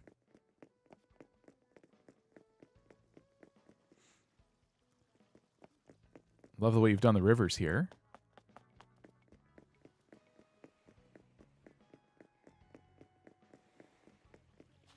Oh, there's a puddle. Ooh. I might need to tell Digby about that. But let's see what he has to say here. Oh, Amia. What a lovely ring that name has. As an island inspector, all these picturesque details are making me feel like I'm right there. The vibrant colors of fall, leaves dancing in the wind, and an outdoor basketball court sounds simply delightful. It but is. A few points you mentioned have my safety instincts going. An unattended tent with a campfire? That definitely waves a red flag. Unsupervised fire is always a safety concern. A clear violation of safety rule #253M, unmonitored open fire. Even if the campfire is small, it poses a risk of forest fires, smoky air, and oh goodness, it gives me 10,000 bells worth of worries. Oh. Left out milk, too, could be a health risk. While it paints a picture of a charming, unfinished picnic, in reality, there's potential for someone to consume spoiled food. This is a minor violation of safety rule #632L, abandonment of perishables. As charming as a picnic sounds, this particular manner could cost Amia a fine of 2,500 bells. I'm interested to know more about this autumn wonderland called Amia. My fleas are practically skipping with anticipation.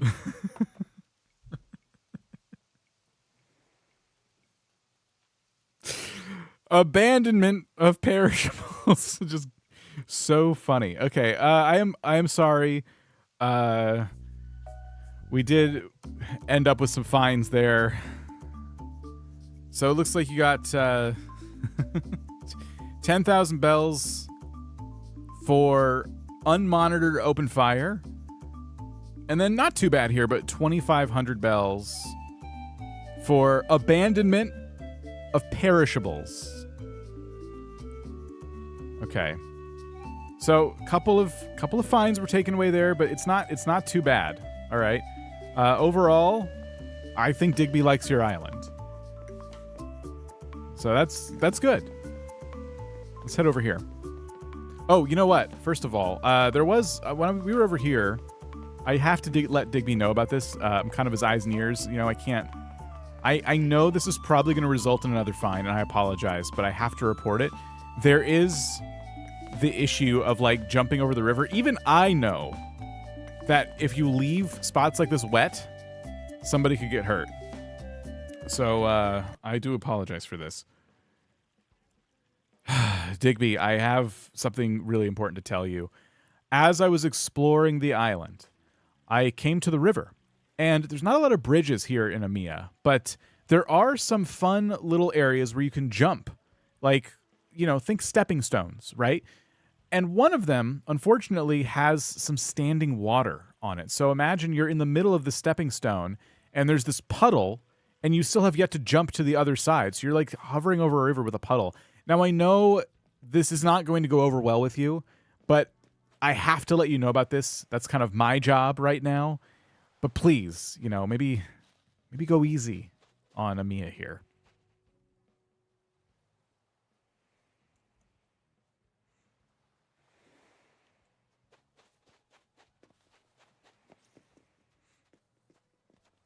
We're just chilling on the beach.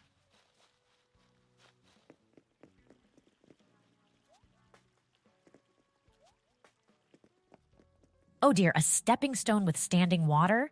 That most certainly raises safety concerns, my friend. If a villager jumps to that stone, they could slip, especially if the water is deep or the stone is slippery. Right. I appreciate you sharing this. It's surely a case of safety violation #387B, unsafe jumping points in river crossings. Yikes. However, considering your kind request and understanding how a small oversight can occur, I'll decide to caution Amia this time rather than impose a fine. Perfect. I hope this will encourage them to manage and maintain their stepping stones better in the future. Slips and trips are no joke. Oh, the very thought of it makes my fleas jump in anxiety. Can't wait to hear about the rest of your findings in Amia. Let's continue with the exploration. Okay. So, no fine was issued, but, you know, these puddles, the standing water on paths, Digby's not going to like that. So, you know, I managed to get you out of a fine, which is good. Okay, I see a gyroid farm over here. We got a little playground. This is adorable. I love this. Sewing area over here. And we got a little shopping district. There's some shopping carts. This leads over to the beach. It looks like there's like a fish market or something. Wow. Okay, let's describe some of this to Digby here. Okay, thanks for that, Digby. That's pretty nice. So I'm going to continue describing some of the cool things I'm seeing here. We are at like a fish market. There's like table and chairs and some meals sitting out. We have fish just kind of chilling on the beach here in tanks. All the lights are on those, so they can see perfectly fine, just sitting in their tanks on the beach. We walk up a path, and we come upon a shopping center. There's a couple different stores. There's some unattended shopping carts and trash cans. I see a little bubble blower in the distance for some reason. That's kind of interesting. And more of those puddles just kind of on and around the paths. A little bit of standing water here and there. I will admit, it looks pretty adorable. There's even a playground. You know, one of those big metal structures that kids can climb on? Yeah, there's one of those. And there's a place where some gyroids are buried, probably ready to get dug up soon. So, wow, there's like a lot of stuff to see on this island. I wish you were here. I do, though, because describing this stuff, I'm trying to give Digby enough detail to work with. I don't want to miss anything, you know?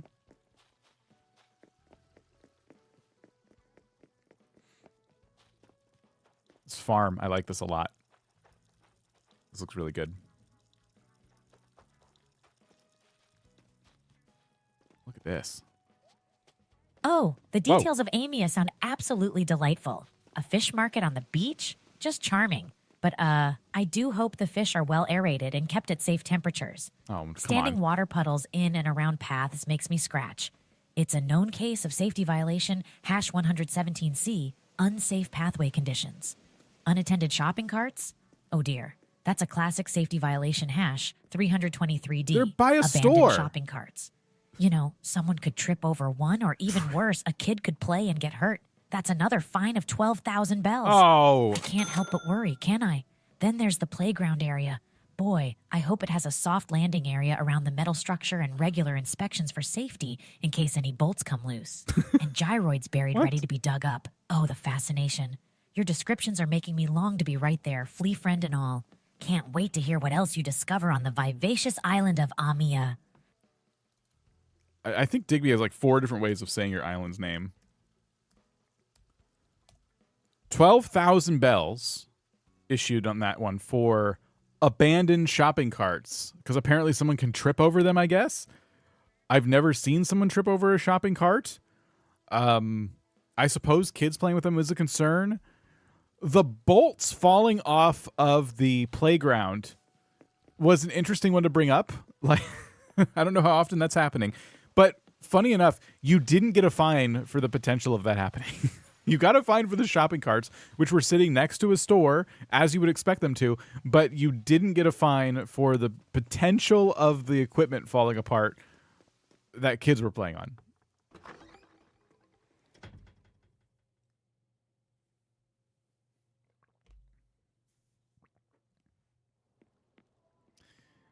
What is going on in here?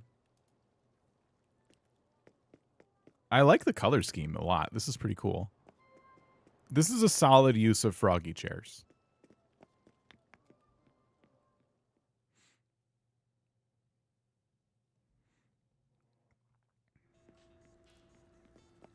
Look at this. Nice little lounge.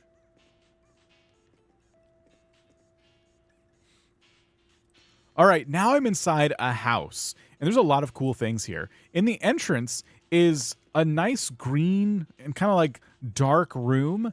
There's froggy chairs around a big dining table, and then there's even a lounge room. There's like a fireplace next to a piano, and you have like a couch, some books to read. There's a dog standing on top of the fireplace, kind of barking. Looks like it's kind of hungry.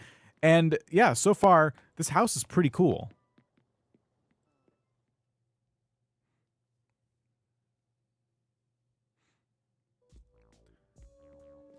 Additionally, there's a bathroom that looks super modern and sleek. I love this place. We got kind of our ironing board in here. We have some really cool monochromatic theming in this bathroom. There's a tub with water in it so hot that steam's coming off of it. Looks very cozy in here.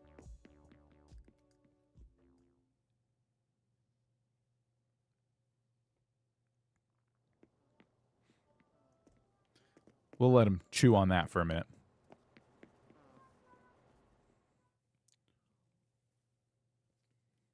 I'm out of coffee. That must mean it's 2 hours. It's hour 46 minutes. Nice little back room here. That's cool.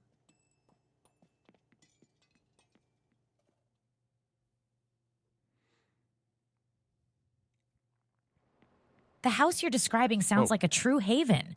A nice cozy entrance, lounge room with a fireplace and books, plus a piano. But a dog on top of a fireplace? I'm scratching my head here. That's quite peculiar. Oh, it's fine. That's a safety concern right there we have to consider. In fact, it brings to mind the safety violation hash 492Q, unsafe placement of domestic animals. Hopefully it isn't too close to the fire. Could get toasty. The bathroom does sound delicate and sleek. I can picture myself taking a warm bath in that tub, washing off these relentless fleas. But an ironing board in the bathroom with water steaming might lead to high humidity and therefore a potential slip hazard. Better to be safe and treat it as a minor safety violation hash 838X, combination of electronic equipment and water-intensive areas for a 5,000 bells fine. However, I'm glad to hear that the house is charming and you are enjoying the tour. Gives me joy to imagine such a lovely home, though I can't stop worrying about that dog or these fleas from stressing me. Excited to hear more about your journey in Amia. Sorry, I don't know what happened there. The dog did not elicit any fines, and I thought if the dog wasn't going to get you any fines, you were good. But the ironing board next to the tub was like too much. Love the upstairs here. It's pretty cool. Digby slipping on the iron. Yeah, I don't know. I don't understand. Everything's a slip and fall kind of hazard.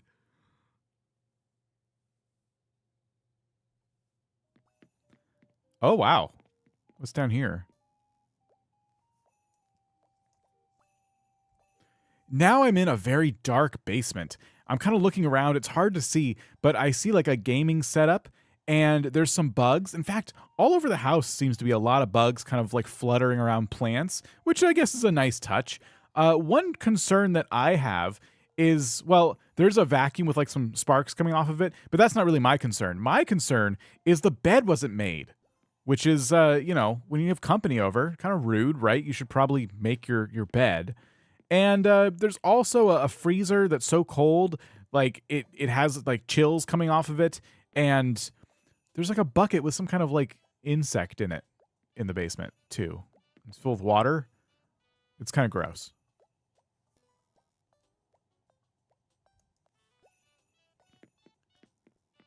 I don't know. This basement's interesting.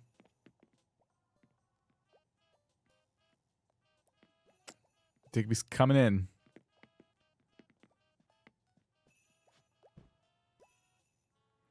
Let's get the assessment here.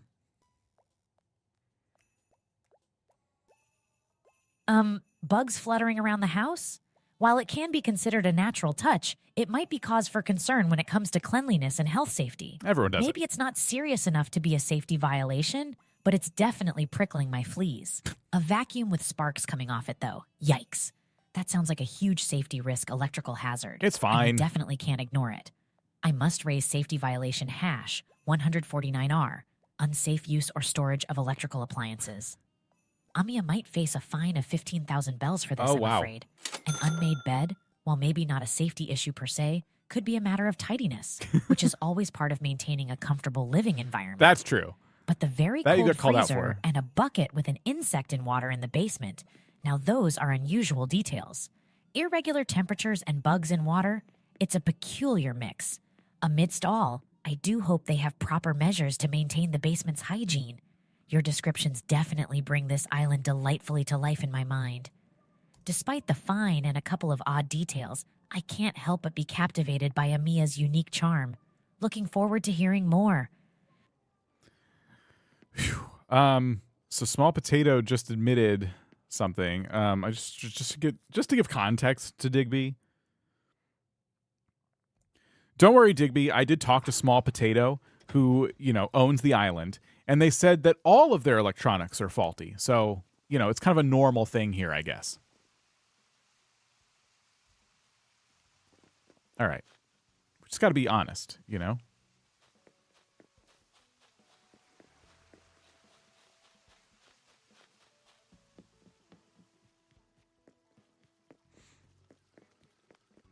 It's really pretty. I still love this farm. Oh dear. Whoa. All electronics faulty on the island of Amia?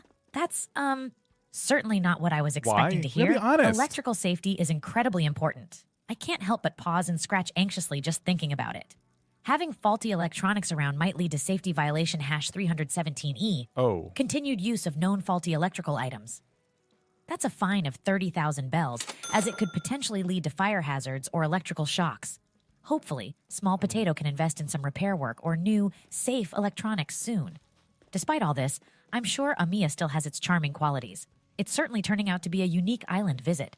Can't wait to hear about more of your adventures with all these quirks and all. Yikes. All these quirks and all. Yeah, sorry about that. I just wanted to make sure that Digby had the same context that I had. You said all your electronics were faulty. Sarcasm? Oh. I didn't know it was sarcasm. Oh, okay. Well, next time I talk to Digby, I'll let him know that it was sarcasm. Those electrical fines are quite shocking. Okay, stop that. All right. We have looks like a bakery of sorts rolled into town over here. I love this. All right, well, let's let him know. Okay, Digby, well, we're back outside, and I've climbed up the top of one of the mountains here on Amia, and I found a bakery, kind of like a portable bakery, like a food truck that serves baked goods. It's parked right beside this cliff, and there are tables and chairs. It looks like people, are eating piping hot, delicious baked goods out of this truck. There's also nearby a pond that kind of leads into a waterfall, and we even have an area where you can buy some plants, little cactuses and little potted plants and things like that, which is pretty adorable. All of this, imagine it, on top of a mountain, like a cliff. Isn't that cool?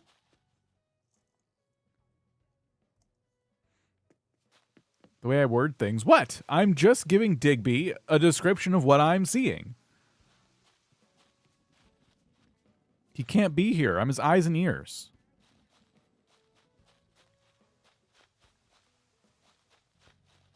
Such a nice island. Eating out of a truck? What would you call it? Oh, a bakery Whoa. truck by the cliff? Now that's certainly a warm and mouth-watering scene. I can just imagine the scent of baked goods wafting through the crisp mountain air.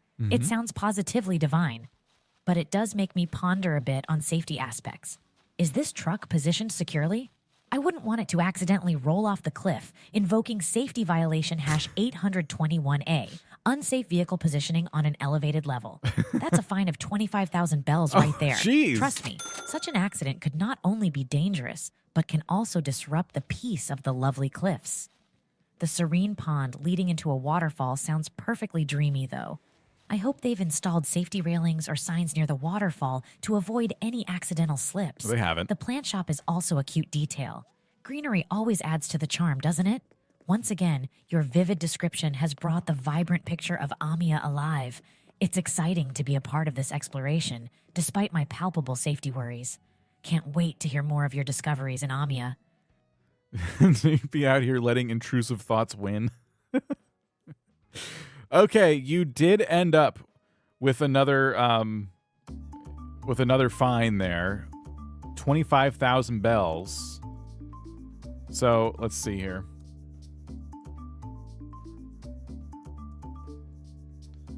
Okay, that's a long list of fines. Let's get the final tally here, the final score on your island. Tell them my electronics are faulty. I forgot about that too. I'll let them know. All right, here we go. Okay, Digby, we've reached the end of our tour of Amia.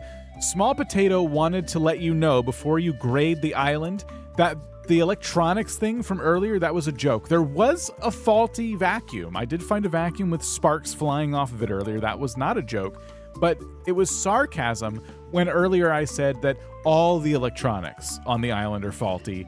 I didn't realize that was sarcasm. That's on me. Anyway, knowing that, what do you say? What is the total for the fines? And where does this island stand in terms of a grade? All right. Let's see what he says.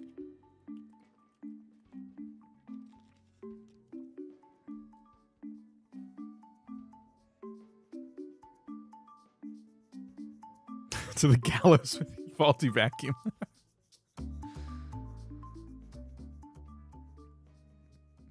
Okay, here we go. Where does your island stand with Digby? Oh, sarcasm. How do I keep missing it? Must be the fleas distracting me. Apologies for taking that literally. I was scratching with worry. Regarding Amia with its peculiarities and all, it is truly unique. I'd say Small Potato has concocted an island that brings both beauty and intrigue. It seems like a place I'd wander around in for hours despite my safety inspector ways, simply enjoying the rich surroundings. For its potential safety violations, we had unsafe jumping points and river crossings for unsecured stepping stone at the river, though fine waived, unsafe use or storage of electrical appliances for the sparking vacuum, 15,000 bells, continued use of known faulty electrical items for the all faulty electronics joke, also waived as it was sarcasm, and unsafe vehicle positioning on an elevated level for the charmingly hazardous bakery truck, 25,000 bells. Okay. So the total comes to 40,000 bells in fines. With all that in consideration, I'd give Amia a solid B. Okay. Sure, there were few hiccups, but overall, it radiates a strong sense of adventure, warmth, and charm. With slight improvements, I'm sure Small Potato can easily turn it into an A-grade island. Now on to the next. Wow. The itchy anticipation. Charmingly hazardous. Look at that. Small Potato. You got a lot of fines reduced there because Digby's so terrible at his job. So you just have a total of 40,000, which is so much less than you were facing a moment ago. So congratulations. And you got a B rating, which is awesome. Of grade B. Congratulations to Small Potato. Thank you for submitting your islands.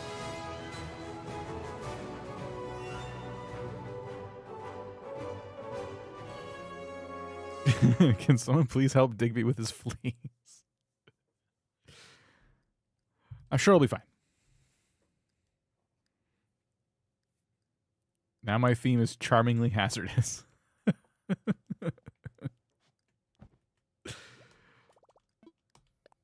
Okay. Can you submit 2 islands? Let's do 1 per person. There's already so many. Like, we're definitely not going to get to them all.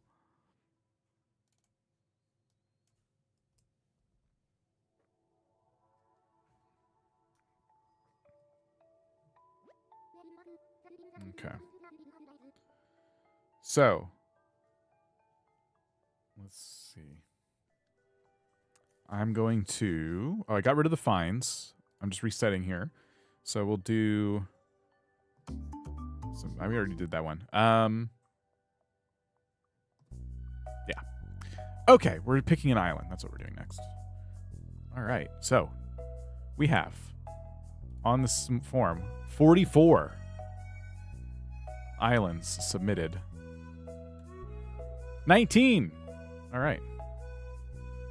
Let's head to island number 19, if we haven't been there already, of course. Forgetting all the numbers that were picked already. All right, this is a new one.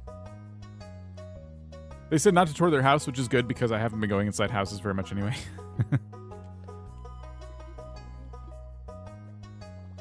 Digby's terrible at math, obviously. It's not working out. He forgets a lot of the fines he imposes.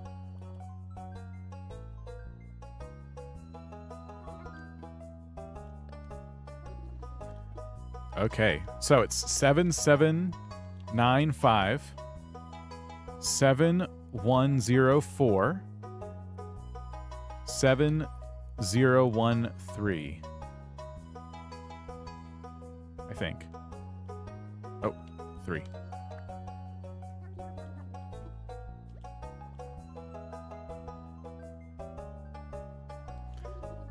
It is the island of Cork, submitted by Alex TBT. I'm just going to say Alex. So if I try to do individual letters, I think it'll just get confused.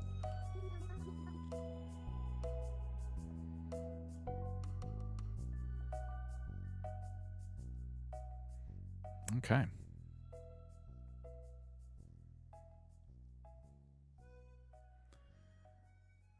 Here we go. Alex? Oh, no, I'm scared. No, you'll be fine. There's nothing to worry about. Digby's going to make sure that your island is safe. We're coming here at risk, you know, to life and limb. And Digby's going to make sure that your island is fixed up so that if anyone else visits, they don't get hurt. I love the flag. That thing is amazing. What do we got? Oh, wow. So very, like, spooky themed island here, it looks like, because of the flag and then some of the villagers. We have Kiki, Ruby, Lucky, Dottie, Nan, Wade, Blanche, Olivia, Roscoe, and Weber. I love the paths and the rivers. This looks awesome. I'm ready for all the fines. You'll be fine. I don't mean you'll be fined. I mean, you'll be okay. All right? I don't think Digby's just going to automatically fine you. Look, Cato got away with no fines at all. And a lot of islands, even if they get fines, he forgets and he takes them away at the end. So I think he'll be okay, honestly, truly. Okay, so the island's called Cork. All right, Digby, we've just arrived on the island of Cork. Alex sent us this island, and it looks like it's spooky themed a little bit. It's got fall vibes, but there's a lot of things that point to a spooky nature to the island. It has like this really cool looking flag with an evil pumpkin on it, and the paths are so cool. They're kind of like dirt, but also brick. Like imagine a brick path that eroded away over time, right? So there's still some bricks sticking out of it. We got piles of leaves and we got some rocks and there's some scattered papers and socks and things like that. Just all over. These are the paths that people walk on. It's pretty quaint. I like it a lot. There's also a house here with, someone left a cutting board kind of like by their house with a knife on it, and they've been eating pie. There's a pie with like a slice taken out of it. So yeah, a nice little gathering must have been had pretty recently over here, and it backs up to a beach, which looks gorgeous. All right. This is really, really nice. I love this island. Are you still getting people fined? No, Digby's just performing routine safety inspections to make sure anyone who visits the island is safe.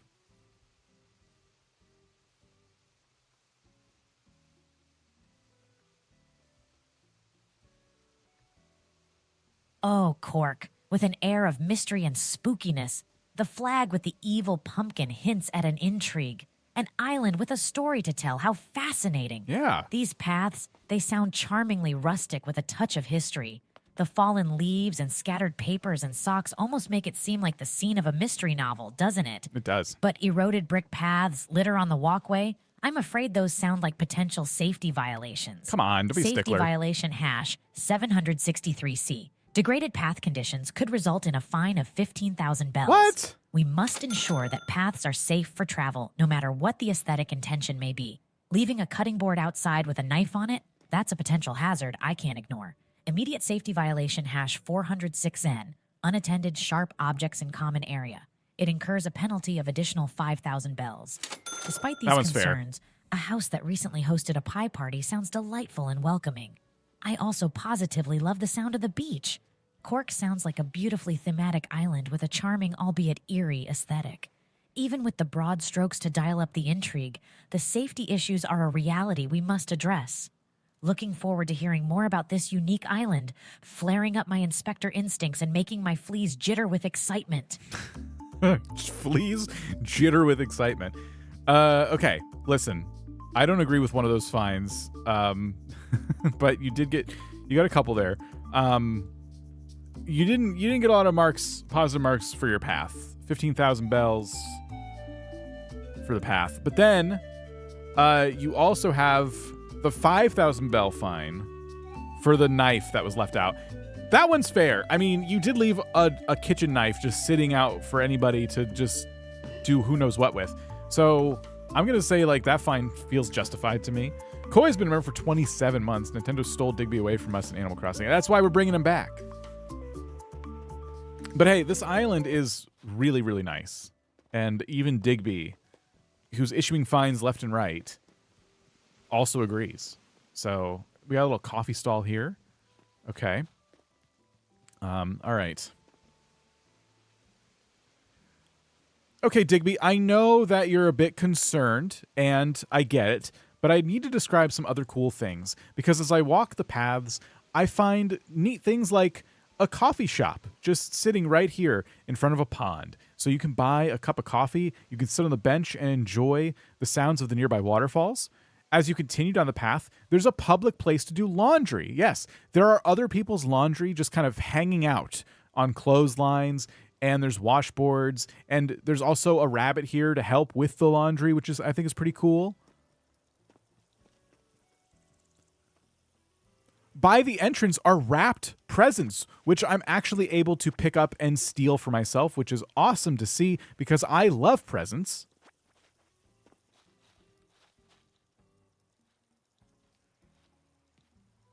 And right next to that airport is a path that leads over to the left. What's interesting, though, and this is kind of like true of a lot of places on the island, the paths are made of bones, like human bones, which is interesting. An interesting choice for a path, I would say. I mean, it sounds a bit creepy, but I think if you saw it in real life, you would like it, I think. Anyway, those go in front of somebody's house, and there's a little pumpkin patch with a watering can sitting nearby. There's yet more ponds and bridges and all kinds of places to sit and enjoy the various water features. Yeah. I don't decorate my beaches either. I feel at home when I see stuff like this.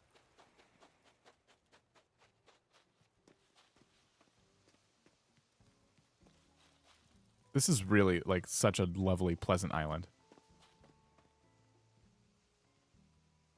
Oh, my dog. A coffee shop by the pond? Swimming dog. clothes and wrapped presents for you to swipe? A rabbit helping with laundry? Sounds like Cork is brimming with delightful surprises. But paths made out of human bones? Yikes. That's chilling even for Cork's spooky theme. While it might be a unique choice of design, I, as a safety inspector, still have to point out that displayed human bones, real or not, could lead to discomfort or fear among some residents and visitors.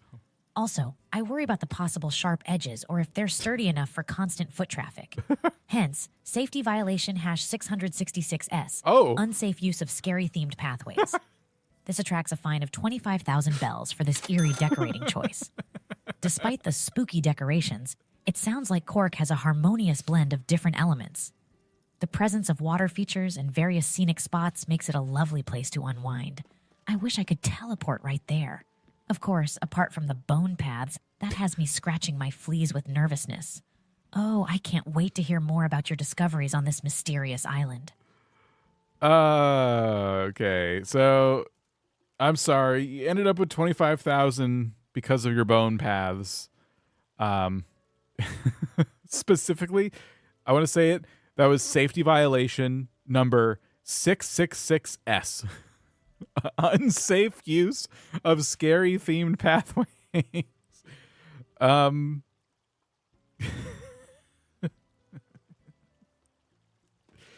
Oh my gosh. Okay.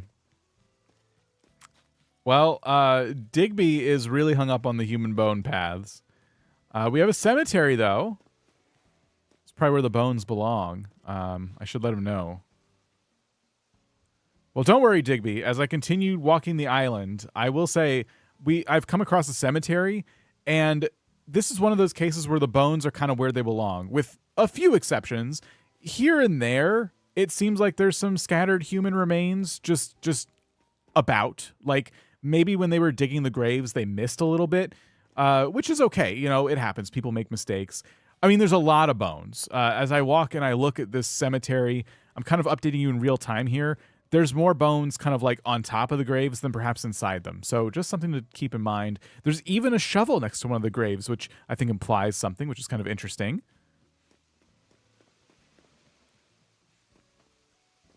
Other than that, though, I mean, I've made it to the tailor shop, and there's a sewing machine sitting out here. More other people's clothing as well. I'm seeing some more socks and things scattered near the sewing machine. And some more lovely human bone paths lead to a gorgeous little neighborhood on top of a cliff.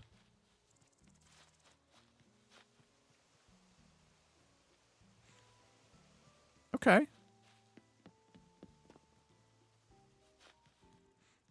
I love the way you've done the trees in front of the cliff like this. That looks so nice. I got to do something like that. Sometimes I have cliff edges and I just don't know what to put in front of them. I do like shrubs or fencing or something. I'd never thought to just like tuck trees just like this all around it. Oh dear, a cemetery with scattered human remains? That is rather unsettling. Even for the I didn't think you'd spookiness like of that. Cork, disturbed graves can potentially lead to emotional distress among visitors. That's a serious concern, indicating a violation of safety rule #235G, disturbed burial sites. I'm Oh, no. afraid that's a fine of 20,000 bells right there. Unfinished grave digging with a shovel left nearby also sounds eerie. Did they finish the digging eventually? Did they cover the grave properly? Too many questions. Now, abandoned clothes near the tailor shop sounds strangely familiar. Another case of safety violation #763C, degraded path conditions, adding a fine of 10,000 bells. Oh. However, the image of a cute neighborhood atop a cliff does help take the edge off the spookiness a bit. Despite all the eerie elements, it's clear that Cork still manages to charm with its unique appeal. I'm excited, in between occasional goosebumps, to learn more about your ghastly stroll on Cork. Okay, so Digby hit you again with a fine for your paths. This time 10,000. So we have a 20,000 fine, 20,000 bell fine for specifically safety violation number 235G, disturb burial sites, and then another one for specifically number 763C, which is the degraded path conditions. That fine seems to have changed a little bit, which is interesting. Before I thought that was like 15 or something, because there's no 10,000 bell fine here.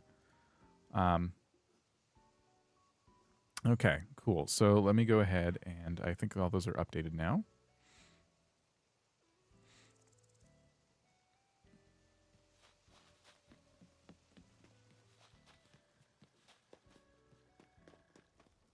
Got some cat stuff going on.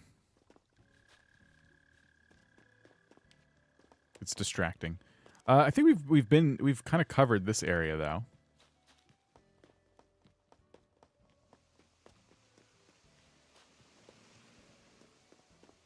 Why the double fine? I think he didn't like that those paths kept kind of showing up.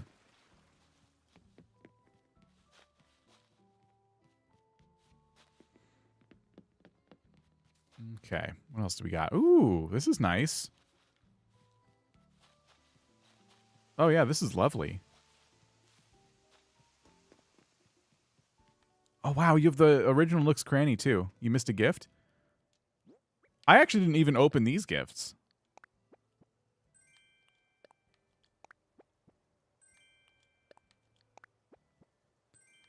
Just sub yesterday. I forgot. Love your videos. Rosemary, thank you. Appreciate that.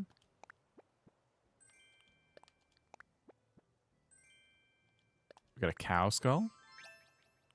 A raggedy outfit. Mage's boots. I'll keep the skull and then the impish wings. I love the outfit.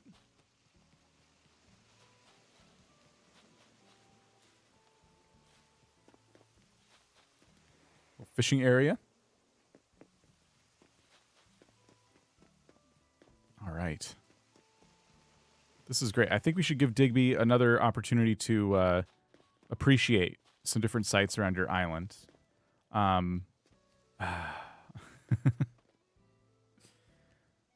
All right, Digby. I know that there's been some bits on this island that have been unsettling to you, a bit unsightly.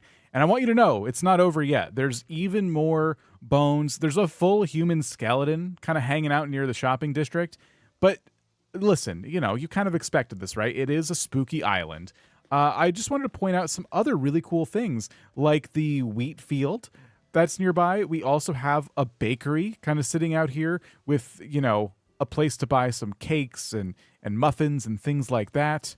And if you take just another path made of human remains, you can actually come into a little wooded area where you can enjoy a nice warm glass of chocolate milk. Now, it's not clear how long the chocolate milk has been sitting here, how old it is, but it is an open container of chocolate milk just kind of hanging out in this nice area. And some muffins too. Who knows how old they are, but they look delicious nonetheless. So you can enjoy some chocolate milk and snacks out here in the woods. And yeah, it's just really, really nice.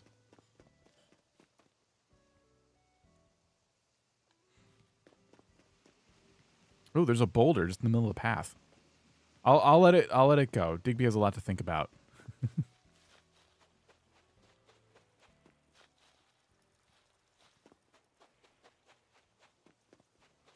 The gasoline next to the fire pit. Wait, what? I missed that. Oh dear, a full human skeleton in the shopping district? That's definitely adding to the already chilling atmosphere. The combination of exposed human bones and daily life could unnerve quite a few visitors, I reckon. That would be safety violation hash 818S. Display a full skeleton in a public area. Wow. A fine of 30,000 bells. But the wheat field and a bakery seem like warm, inviting spots to visit. And even though the path leading to it is, unique, the image of enjoying a warm glass of chocolate milk and muffins in a secluded wooded area does sound effortlessly serene. There you go. However, the freshness of food left unattended is definitely a concern. It can lead to health risks if spoiled food is consumed, potentially a case of safety rule hash 246F, abandonment of perishable food and drink. Not again. This casual overlook warrants a 5,000 bells fine. With careful consideration of its peculiarities and stunning uniqueness, Cork continues to be an intriguing journey. It might give me more chills than my itchy fleas, but I can't wait to hear about the rest of your spooky adventure there. My goodness. Okay, so I tried on the skeleton thing, okay? I let him know it's a spooky island. What else do you expect? 30,000 bells anyway. Does not like human remains, Digby. And then 5,000 bells because the perishable items have been abandoned yet again. That happens. Worth pointing out still, you know? I mean, it's true. It's true. If someone came in here and started chomping down on these muffins and they were full of mold, I mean, you got like a little lawsuit on your hands there, you know? I didn't see an open flame next to the gas canister, but perhaps there was like another area. I'm not gonna let Digby know about it unless I see it for myself. Here's another present.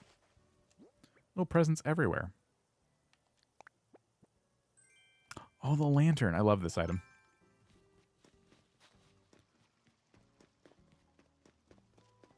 Really, really good item. I saw another cutting board. Okay, yeah, we got some roasting marshmallows over here.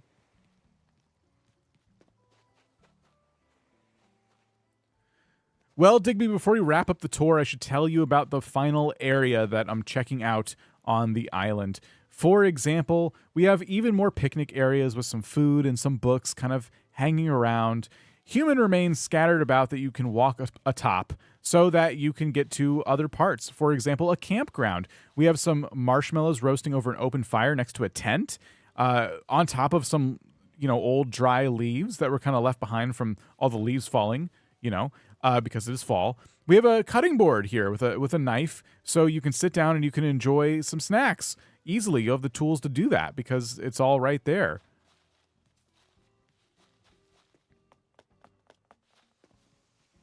I also did find a vehicle that was sitting next to the beach. Doesn't look like anybody owns it. Just kind of hanging out over there. But all in all, I find myself back at the entrance of the island. Okay. We'll get Digby's assessment on those points, and then we'll get your final grade.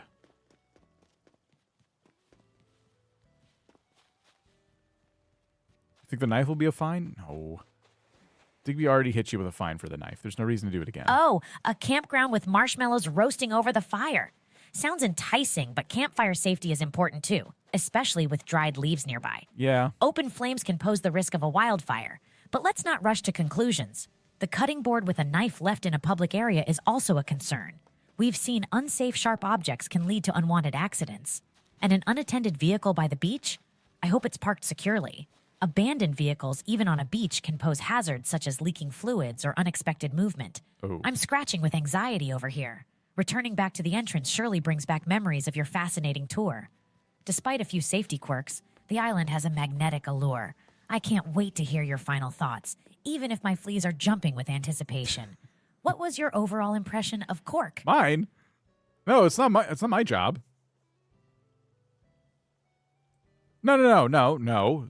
That's your job. You tell me your overall impression of Cork. It's time for you to give Cork a final grade.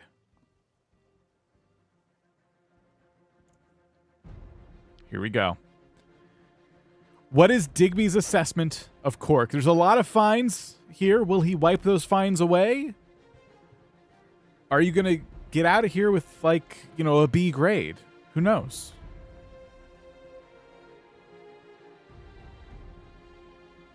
All right, here he comes. You think D minus? Right. You make the wisest points. Well, Cork is certainly one unique island, isn't it?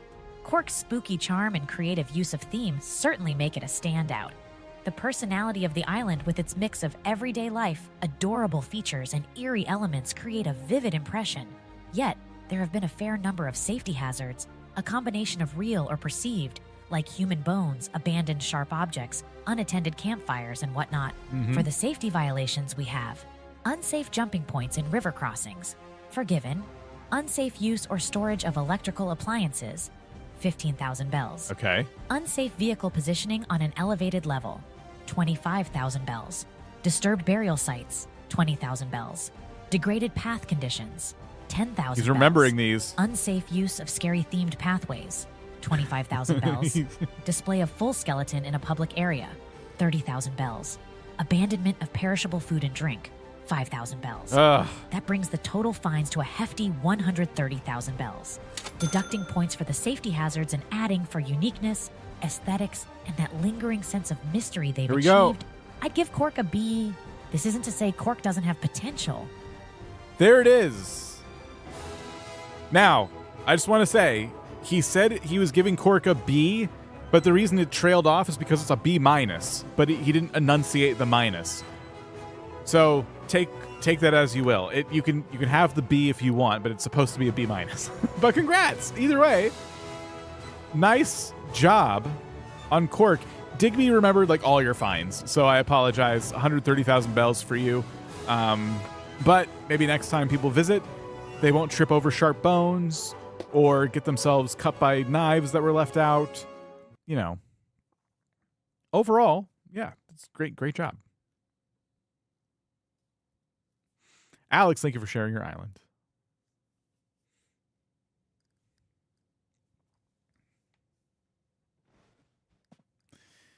Whew, okay. All right, let me clear these fines out. I do want to keep going, but I need to give myself a short break. So I'm going to be back in a little bit. Don't go anywhere. And when I return, we'll do another island. All right? So I'll be right back.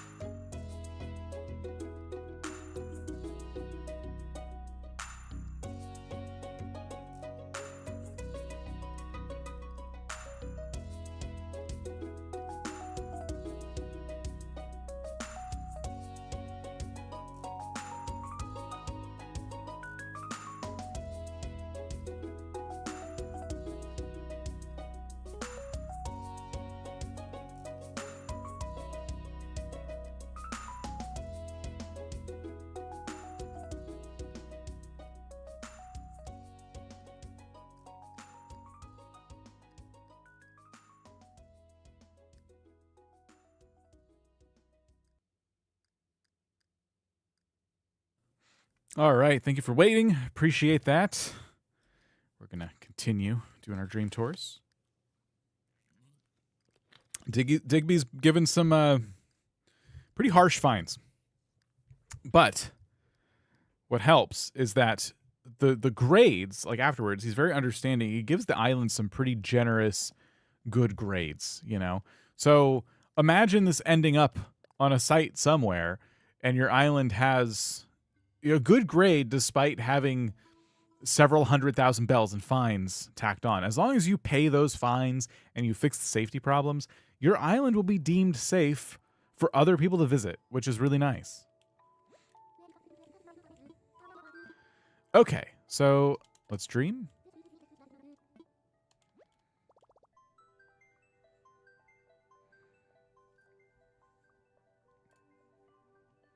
We have 48 islands to choose from. So I'm updating the random number picker. Number 16. All right. All right. The dream address is 5192 5528 4280.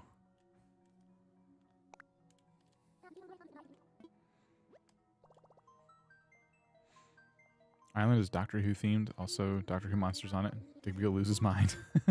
Misfit Toys. Sarah sent us this island. It's the island of Misfit Toys. Okay.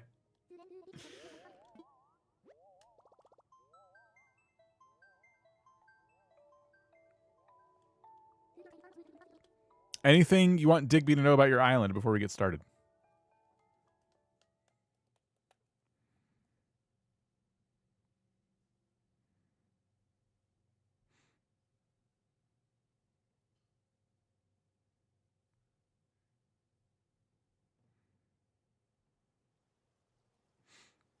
Be prepared to travel. Okay.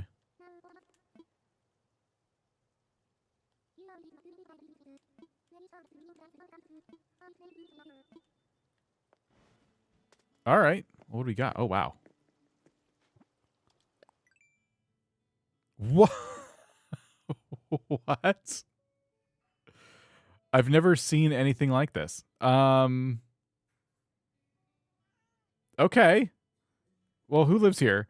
Hazel, Peaches, Sherb, Bob, Muffy, Ruby, Igley, Rodney, Judy, and Pietro. Okay, so hold on. Cat stuff. Go ahead.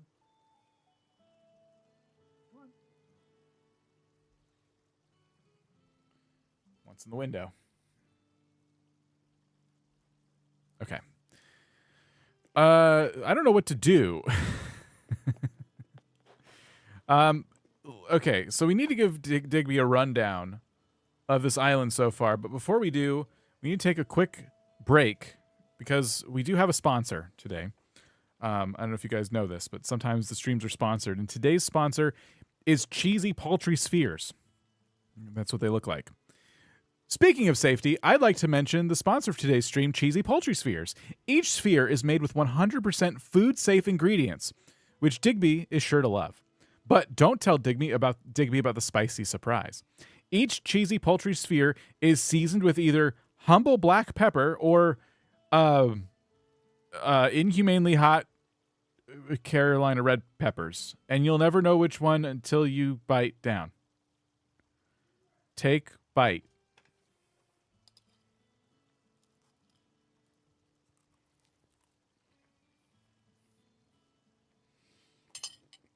Mm.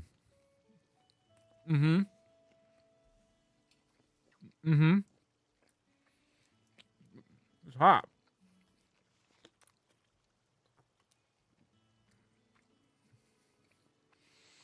Okay. Mm-hmm. So everything's fine. And I don't think I got Reaper Pepper. Anyway, get yours today at a made-up store near you. I got $1 for it. And it tells me I have to finish them or I don't get to keep it. Okay. Great. It's very hot. Not in a spicy way. It's a little spicy. It's in a temperature way. It's very, very hot. I guess I'll continue to try and finish these. Okay, anyway. Now that that's done, thank you for sticking through me with that. It looks like we have a little outfit here. There's no crying in Animal Crossing. Reddit, thank you for the super. Strawberry donut. What did that say? Log underwear? Long underwear. I don't know what log underwear is. Or I don't want to know what log underwear is, actually. Okay, so we have a cast. We have a knit cap with ear flaps. Our long underwear. We have a donut. Okay. Oh. Okay, I see.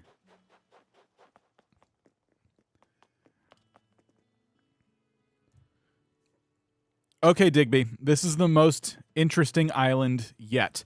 When I got here, it was dark and it was snowing. It's very cold, and it's a very interesting island. It's called the Island of Misfit Toys. Sarah sent me to this island, and immediately I was forced to wear a cast, and I have to wear some underwear over my regular clothes and a hat, and I think the hat's at least keeping me warm. I was also given a donut, which is nice. Resident Services, where I, appeared, is surrounded by water completely. It's completely and utterly surrounded by water, and it looks like there's a lot of little islands scattered around. Going behind Resident Services, I see a vaulting pole waiting for me, and I am able to use it to traverse the island by jumping to all these other smaller islands using the pole. So this is how, I guess, guests are meant to get around on Misfit Toys. And I'm a little bit lost already, I gotta say. Anyway, what's your assessment? All right. Oh, I found another dock. Here we go. What's that? Is that a train? Now I can eat while I wait for Digby.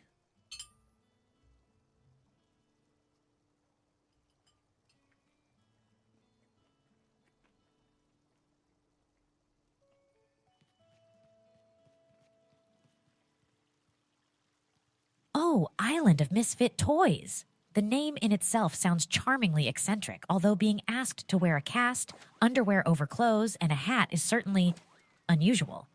But at least the hat is keeping you warm, right? Mm-hmm. Resident Services surrounded by water? Now that's a distinctive design choice with an instant sense of uniqueness. But I can't help but wonder about the safety aspects amid all this creativity. Right. Complete water isolation can pose challenges in case of emergencies. It might fall under safety violation hash 978W. Oh. Excessive water barriers around essential services.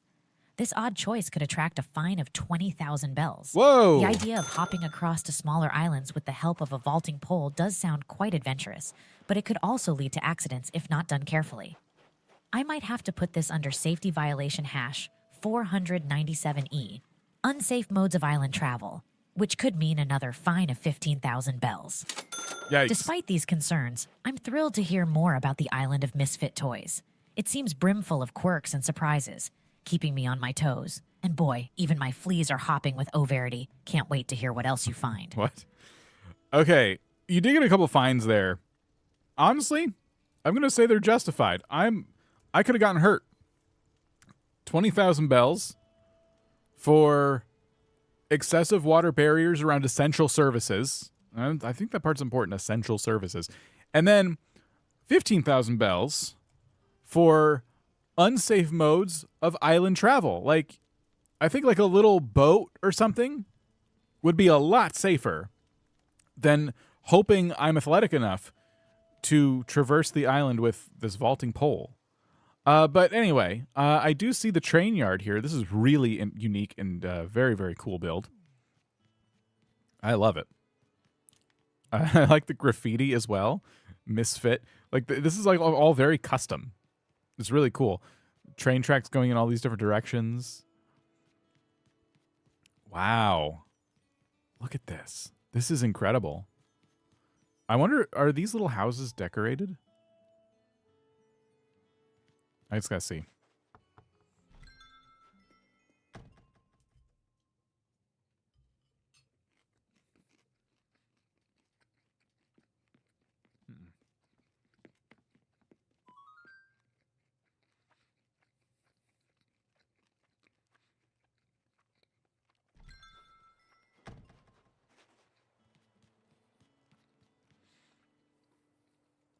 Okay, sorry. I'm almost done with the snack. Okay. Well, I think we have enough to update Digby.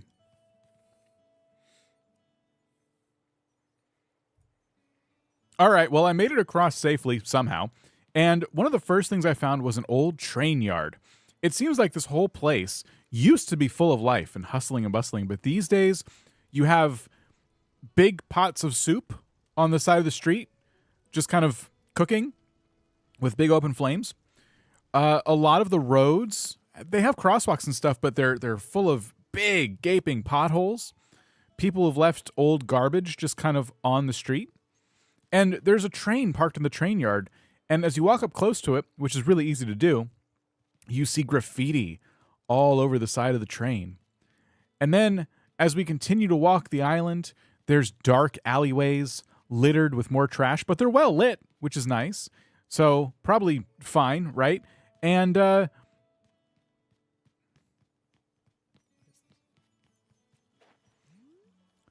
just big buildings with not a lot going on. There is a carnival, and all the rides are on, but nobody's here, which is a bit eerie.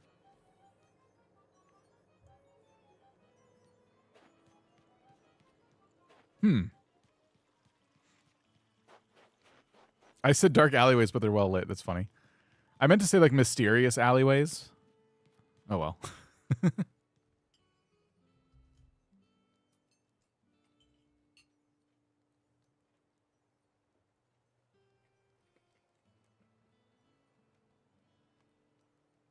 Oh, an old train yard. It certainly paints a vivid picture of the specific charm of Island of Misfit Toys. The train itself being covered with graffiti gives it a raw historical appeal. However, these pots of soup cooking openly on the street and garbage scattered around have my safety senses tingling.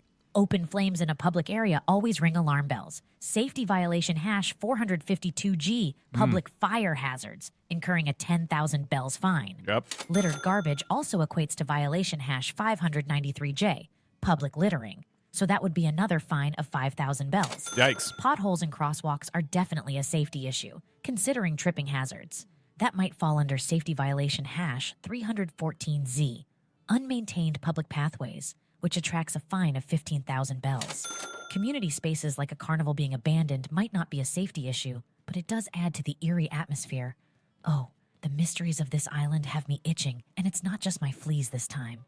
Even though I can't help but fret over the safety aspects, your exploration does make for quite the captivating narration. Can't wait to hear more about the island of Misfit Toys. I'm like, normally I'm on your guys' side, but this island, it's like you updated it specifically to test Digby and I. So it was 10,000 bells for the public fire hazard, 5,000 bells for the littering, and 15,000 bells for the unmaintained public pathways. These are some heavy fines. My goodness. All right, let's keep going. Can I climb up here? Oh, wow. Is someone living up here on this roof?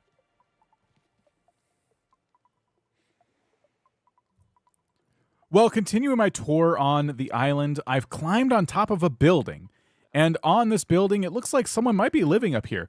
There's some like cardboard boxes and stuff. There's a TV that's been left on with some milk, which is probably frozen by now.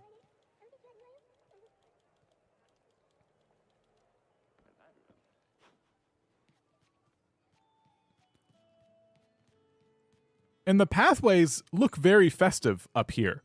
But I gotta say, it's a little concerning because when you look just beyond the pathways, down into the areas with the train tracks and things like that, there's a lot of old structures that don't look to be well maintained.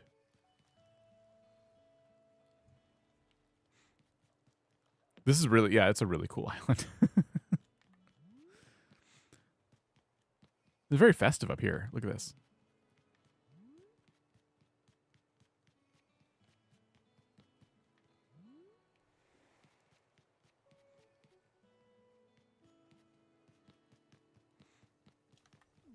Oh, a rooftop dwelling? That sounds adventurous. Though the ATV left on is worrying. ATV? Safety violation hash 723K.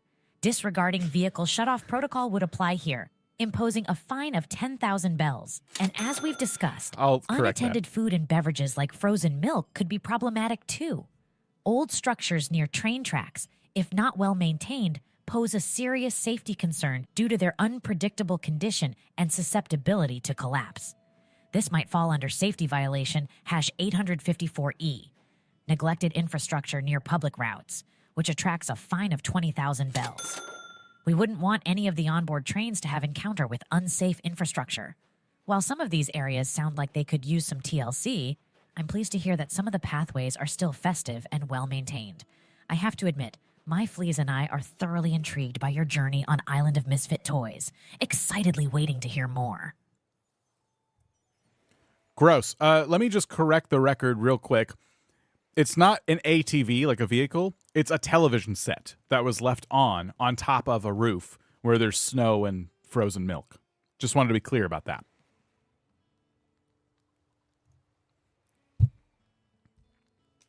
You got fined for parking your vehicles on a roof.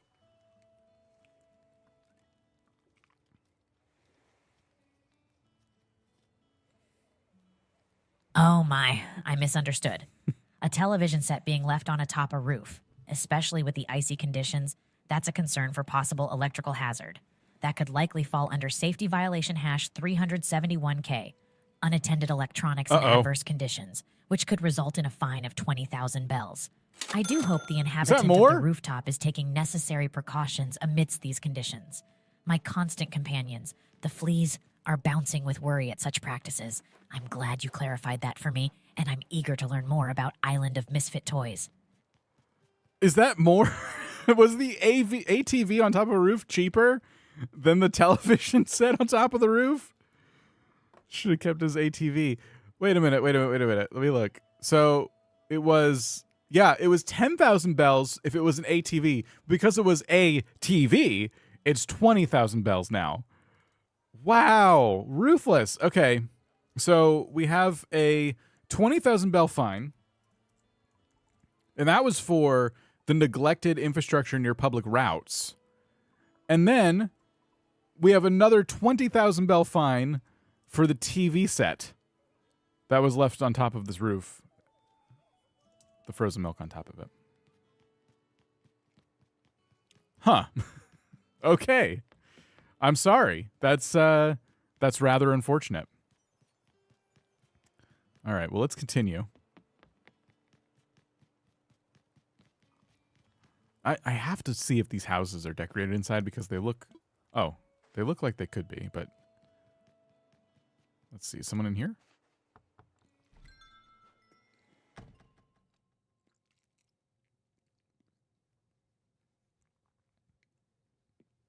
Oh, okay, pretty average. Everyone's got such like amazing creative islands.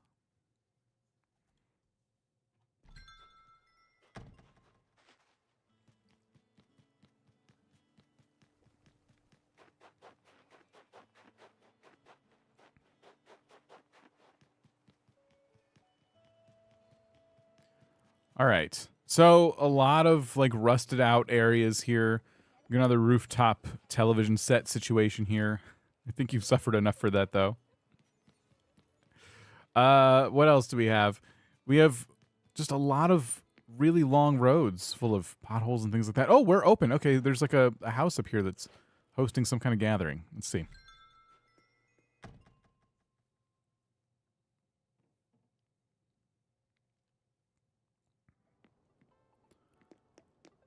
Okay. So it looks like this might be a hotel of sorts. I'm seeing the phone and the desk. We got a vending machine. We have another old television set. Let's check out some of the rooms.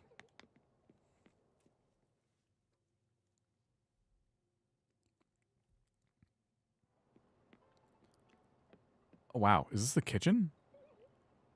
Oh, okay.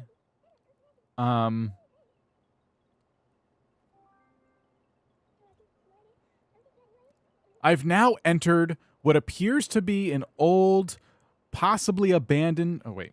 I'm not talking. Let me try again. I've now entered what appears to be a possibly abandoned hotel. Although the lights are on, it looks like they may take new patrons. At the entrance is a floor that has some, cardboard seats in front of an old television set. And I went into the kitchen, and there's a lot of concerning things in here. It's kind of a ramshackle kitchen with a fish that's been left out on the counter. There's ants. There's food just kind of left here and there.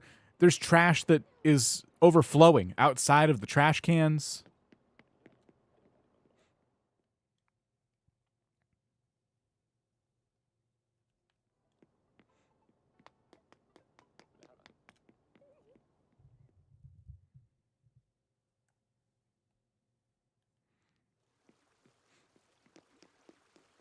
Fortunately, though, the bathroom was very clean and well maintained. Someone did leave the water running on the tub, though.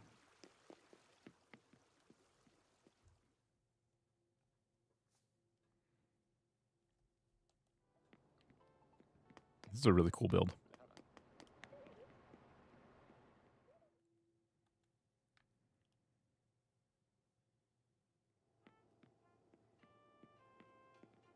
Oh dear, an abandoned hotel with an oddly functioning kitchen setup is enough to get my fleas jittering with concern. Leaving a fish out on the counter, not to mention the ants and overflowing trash, are major health hazards. Uh-oh. This calls for safety violation #556E, poor maintenance of food preparation areas, which could mean a considerable fine of 25,000 bells. Ooh. The bathroom being well maintained is a plus, but running water in the tub might result in a waste of resources and a high water bill. Maybe not a safety issue, but definitely a point of concern. Despite these hiccups, it does sound like Misfit Toys has its own distinct charm with quirky corners placed here and there. I'm eagerly anticipating more updates on this one-of-a-kind island. Okay, you did get a 25,000 bell fine there, for the ants and stuff. Digby did not like that. Let me see if I can enter that in here without cat problems.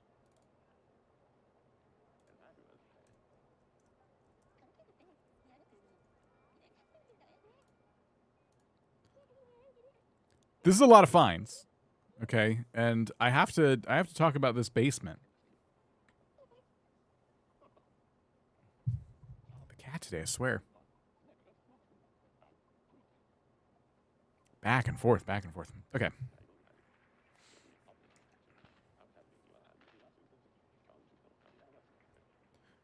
I want to describe the basement in this room. So there's yet another television, and this is where it looks like patrons would come to do their laundry.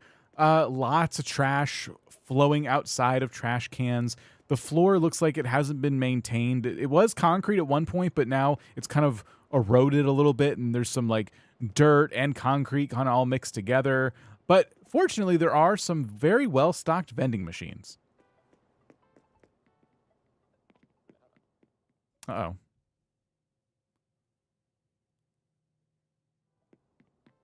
It got mad at me.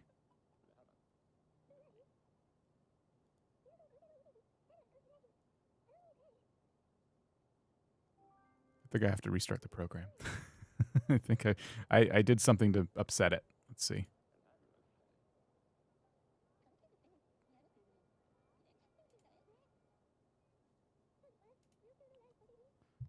What's the cat's name today?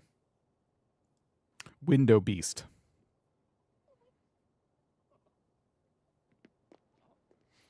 Did you mess with Digby's fleas? I think the fleas finally got to him.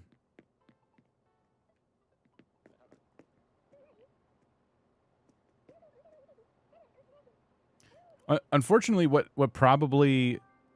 this probably means, because the program restarted, is that I think the message history is probably gone. So I don't know if this island's going to get like a proper grade.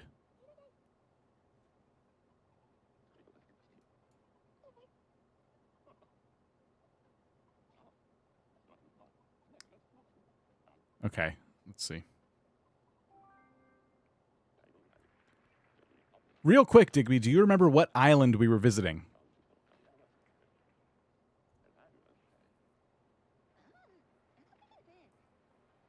Oh, yes, of course. We're visiting, sorry, I must have misplaced my notes.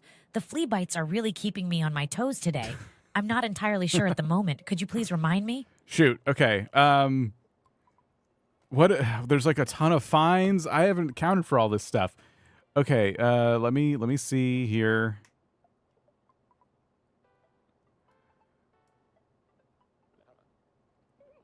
There's so much. All right. Okay, well, let me try and catch you up. We're on an island called Misfit Toys. Sarah sent us to this island, and it's been kind of a mess. The first thing that happened is that resident services, where we ended up landing, was surrounded by water, and we needed to use a pole vault to jump from island to island in order to get to the actual main part of the town. This was very nerve-wracking because I'm not very athletic. I almost fell in several times. We then came upon an old abandoned train station with graffiti on the trains and things like that. The streets are covered in garbage and potholes, and there's even a pot of boiling stew with an open flame sitting on the side of the road. We walked around some more, and we found a television set that was left on top of somebody's roof where it looks like somebody is living. There's also some abandoned frozen milk sitting on top of that very television set.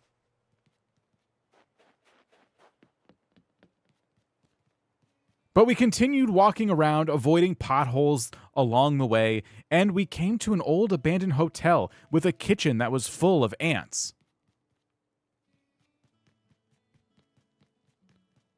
There's also just a lot of garbage and trash all over the hotel, and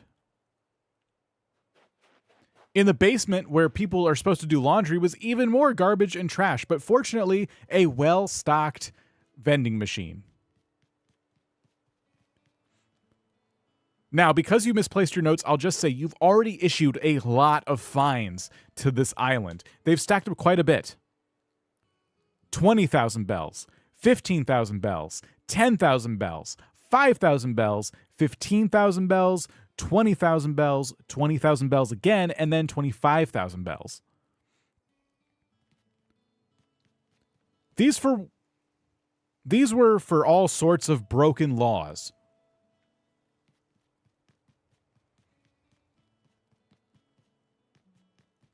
But now that you're all caught up, I think now is the time to give the island a good final grade. What do you think, Digby? Where do you think the island of Misfit Toys stands, in your opinion? Okay, that was a lot. I don't know how it's going to handle that. I wouldn't be surprised if it crashed again. Okay, it looks like it didn't crash. That's good.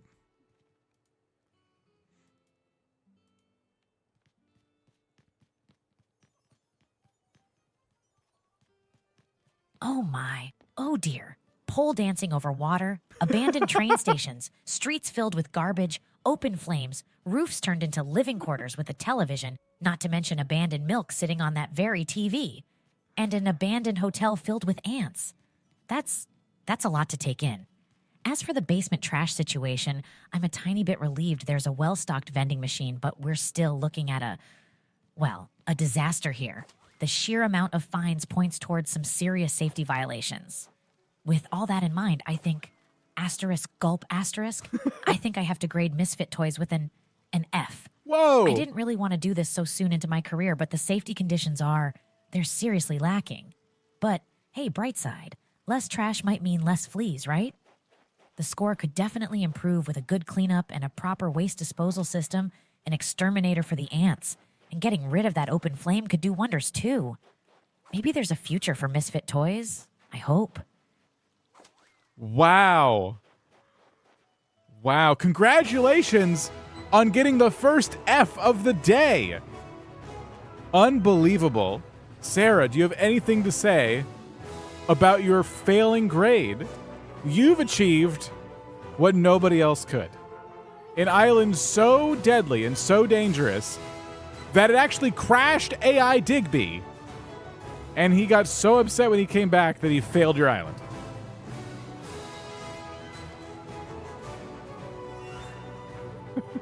All I ever hoped for. Ooh. That's a lot of fines, too.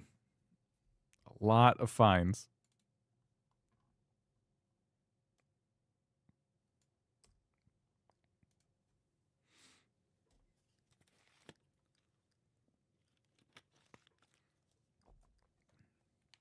Yeah, no, thank you for sharing. It was great. Oh, man. The pole dancing was the highlight. I can't believe he said pole dancing over the river. I'm trying to see if I said something that got like misconstrued. We ended up landing surrounded by water. I needed to use a pole vault to jump from island to island. Yeah. So that was just him. That was just him, like, you know, pole dancing and an ATV on top of a roof. Oh my goodness. All right.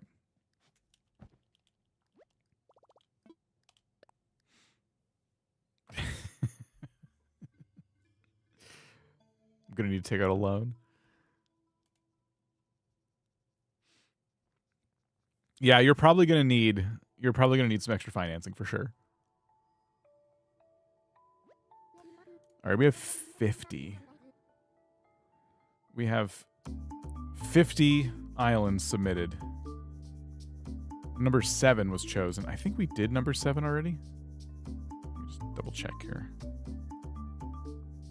Yeah, that was AJ's island.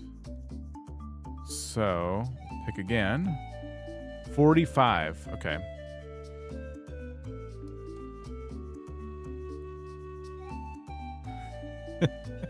Okay, here we go. Oh no. All right.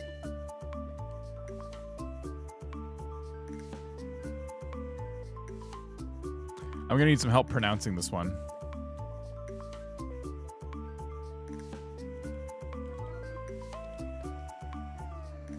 If OSHA sees this stream, Dan and Digby are hired for sure. All right, 4, 6, 4, 5, 0, 9, 4, 2, 3, 3, 8, 5. Okay. This is another YouTuber's island. Koi sent us the island of Kythrina? Kythina. Wait. Kethera. Kethera? Did I say it right? Kethera.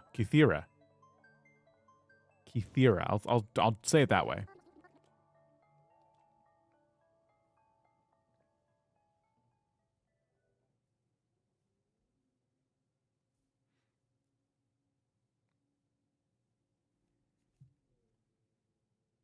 Okay.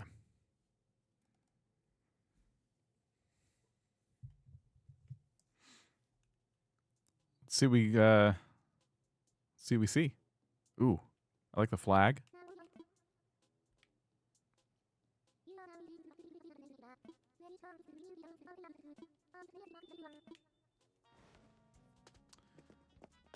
Oh, man.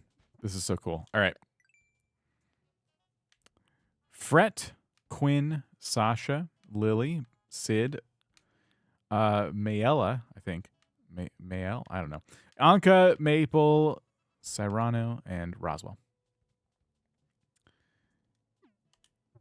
Okay, wow. I do feel like I've seen this island before. I mean, Koi is on YouTube, so I guess that wouldn't be too surprising. I just don't know if I've explored it in dream form or not. Okay, we got to start telling Digby what we're seeing here. Okay, Digby, we're on to the next island. It is the island of Kethera. And I just want you to know, my tongue is now bleeding from trying to say that name.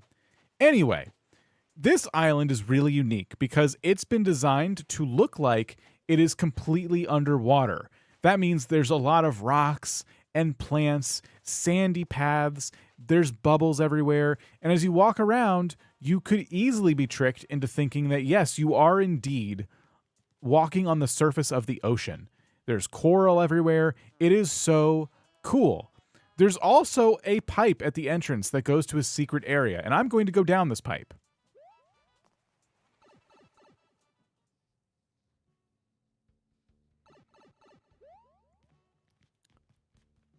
I've just emerged, and I'm actually on the surface now, it seems.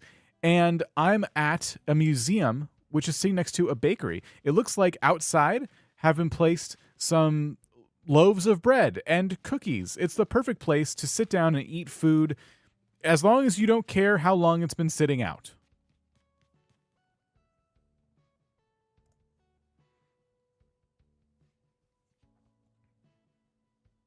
All right, let's see what it has to say. This is gorgeous. I want to go back and check out some of the other parts, underwater part.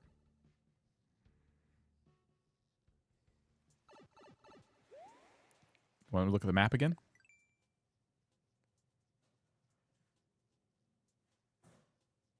It's pretty awesome. Oh, wow. An underwater themed island. That certainly gives one a lot to, chew on. It all sounds quite artistic, really. But, I do have some concerns. Obviously, water can be a massive safety concern. Even if it's not real water, we must ensure that nobody thinks it's real and, tries to swim in it. What? We definitely don't want anyone drowning here. You can't. And moving on to the interesting pipe system. Pipes leading to secret areas could be perceived as inviting, or they could confuse someone who ends up lost. So that's a 10,000 bells fine for potentially confusing infrastructure. Lastly, leaving food out in the open like that, well, it could attract pests. And goodness knows what diseases they might bring. Wow. Cookies attracting cockroaches would surely be a crumbly disaster. That's going to be an 8,000 bells fine for unsuitable food handling and potential pest attraction. Now would be the time, if we had them, to release some kind of anti-cockroach drone or something. Oh, I hope none of these safety issues are making you think poorly of me. I'm really trying to do my best. Asterisk starts scratching fleas nervously. Asterisk. Let's continue with the tour, though. Maybe we'll find some positive things to balance out those potential hazards. Wow. Okay. So we got our first finds for the island. We got. Wait a minute. I see the 8,000 bell fine.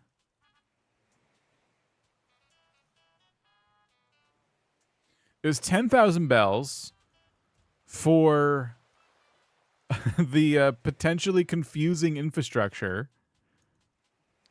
And 8,000 bells, oops, for the unsuitable food handling and potential pest attraction. Okay. Mario Pipe is actually valid. You could definitely get lost or confused, for sure.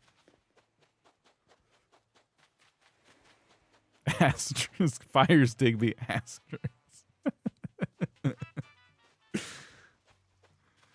Yeah, they're supposed to be not read out loud, but there's no other way to do it. So yeah, it's just reading what is supposed to be like actions. This island is incredible. Yeah, we wouldn't want to drown. Anti-cockroach drones. That was also very interesting. Very interesting suggestion. Okay.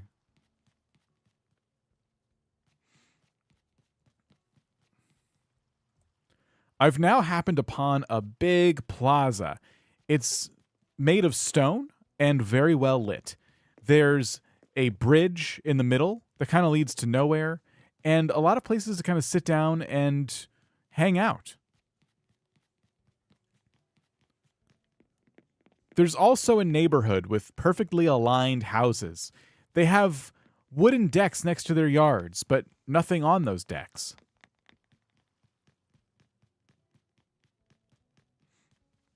You'll be happy to know that by the edge of the cliffs where people can walk are really nice, sturdy guardrails.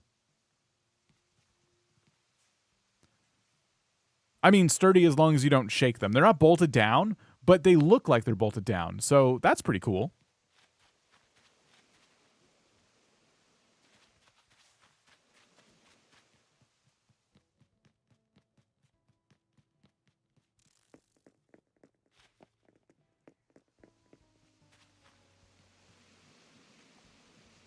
All right, let's see what we got. Oh, wow, this is a whole new area now.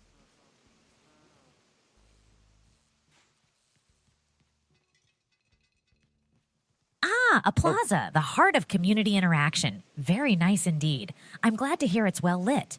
That should help prevent tripping incidents, and let me tell you, tripping over a misplaced beetle in the dark can be quite an unpleasant experience. Beetle? But, a bridge that leads to nowhere seems, well, a classic case of misleading infrastructure.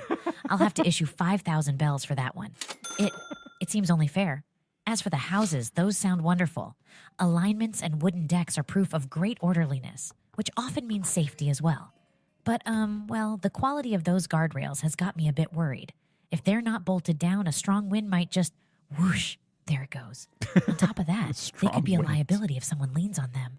That's going to be another fine, I'm afraid. 15,000 bells for potential guardrail mishap. Oh, no. Again, it's not personal. It's just, well, safety is my job, and I really want to do it right. Despite the fleas and everything else, I do take this seriously. So, shall we continue? Huh. Whoosh. There it goes. Oh, my goodness. Okay, so we got 5,000 bells added onto your list of fines here for a classic case of misleading infrastructure. And then 15,000 bells for those guardrails that could get picked up by the wind, apparently. I'm not sure what he thinks they're made out of. But hey, this house is really awesome. Gorgeous.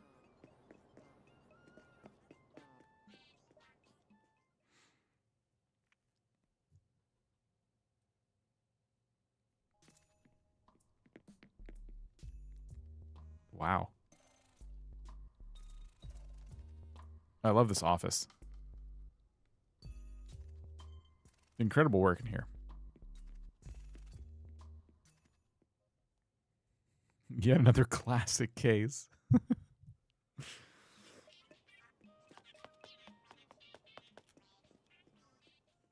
He should be in here somewhere. Oh, no.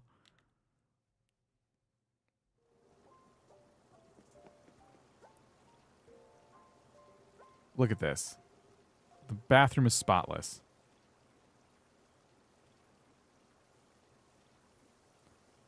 Koi is the one who sent us to this island, and I'm now inside Koi's house.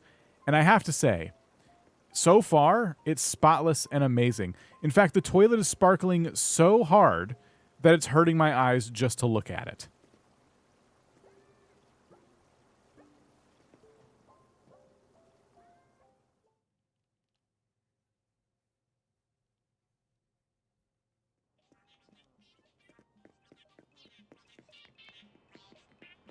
Oh, Right. a clean house. That's very good news. Although a toilet sparkling enough to cause eye strain is a, new one on me. Hopefully it's not too dangerous. No, it's Maybe fine. we need to advise about proper usage of cleaning products so as to avoid any potential ocular discomfort. That should count for a 3,000 bells fine for excessive dazzle risk. Dazzle I can't risk? believe I just said dazzle risk out loud. Anyway, sparkling toilet aside, McCoy's spotless house is a wonderful example of cleanliness and hygiene, which is tremendously important, especially in these times. It's quite a relief, really. Let's see what else we find. Gosh, these fleas are just relentless today. Oh, boy. Dazzle risk, guys. You gotta be... You cannot just clean your toilet willy-nilly. Very irresponsible to create that much dazzle risk. Oh, my gosh. Look at this balcony.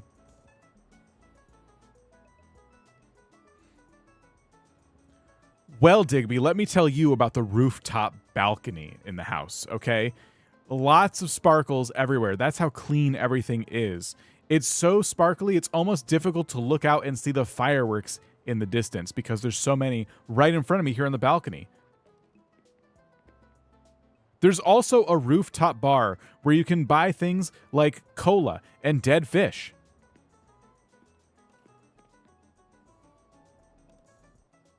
Across the way are couches to sit down where you can enjoy some board games and stale cake things. Behind one of the sofas is a bookshelf full of books. It's literally right behind the sofa, so getting to a book should be pretty simple as long as you stand on top of the couch to do so.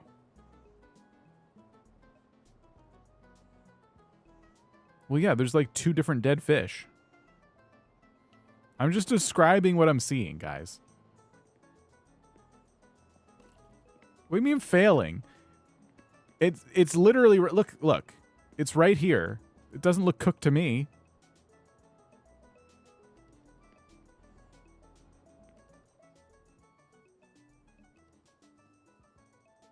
Oh, a rooftop balcony is quite splendid, very atmospheric.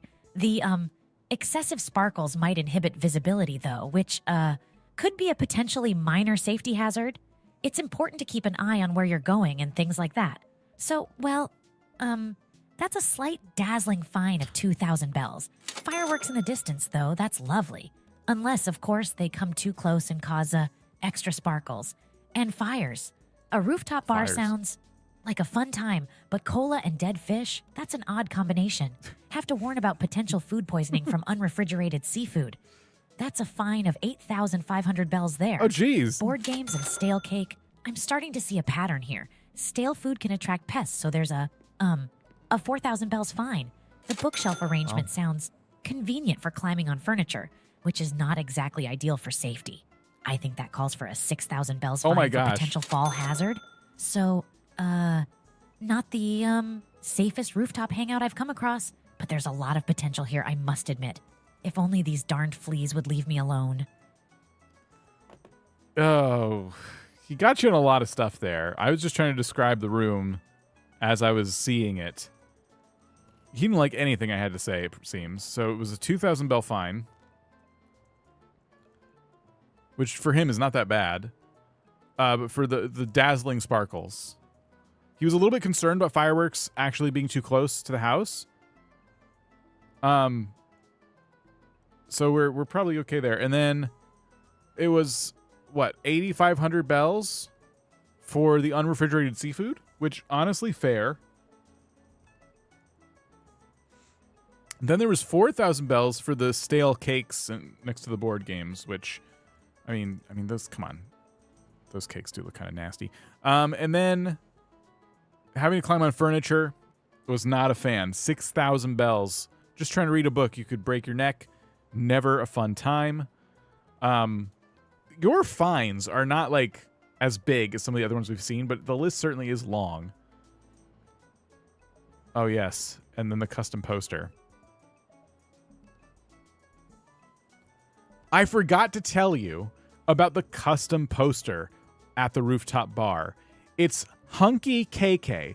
Now, KK is the one and only celebrity in the Animal Crossing universe, and this depiction of him is with him no clothing on, but holding a guitar in front of the sensitive bits, and just completely muscled out. It's some fan art, and I just want to caution everybody out there that this type of fan art is not really looked favorably upon when it comes to Nintendo. They really don't like fan art depictions of their characters.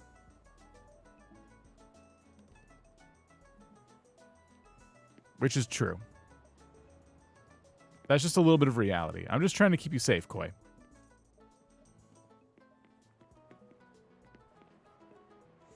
All right. Hunky KK. That's certainly different. Yes, quite different indeed. As interesting as that is, unauthorized fan art of official characters is, well, it's not exactly legal, is it? And Nintendo, like you mentioned, isn't always fan-friendly with their fan art stance. Yeah. So, to encourage respect for intellectual property, I'll have to issue a 12,500 bells fine for copyright infringement. It's a serious matter, it is. Remember, folks, always seek permission before using someone else's designs. Can't really take chances in this line of work. Anyway, shall we continue on? These fleas are really itching. Wait, you got a fine for something that wasn't even a safety violation. Just...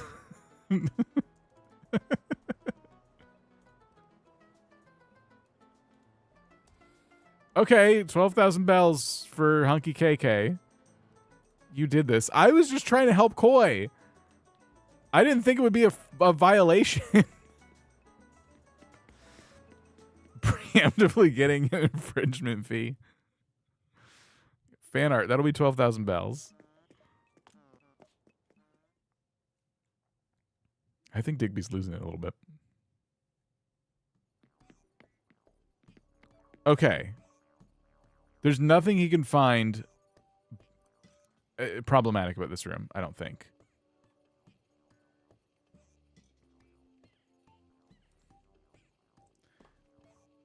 All right, Digby. Well, I know you're going to like the basement. Let me tell you about this dungeon-esque, incredible room. The giant stone walls really make you feel like a captive in your own home. There's a setup that is perfect for live streamers, and as part of the set, a dead fish that's been, properly stuffed and put on display, which is a pretty interesting choice, I think, for set design. There's a trophy case just full of big metal trophies.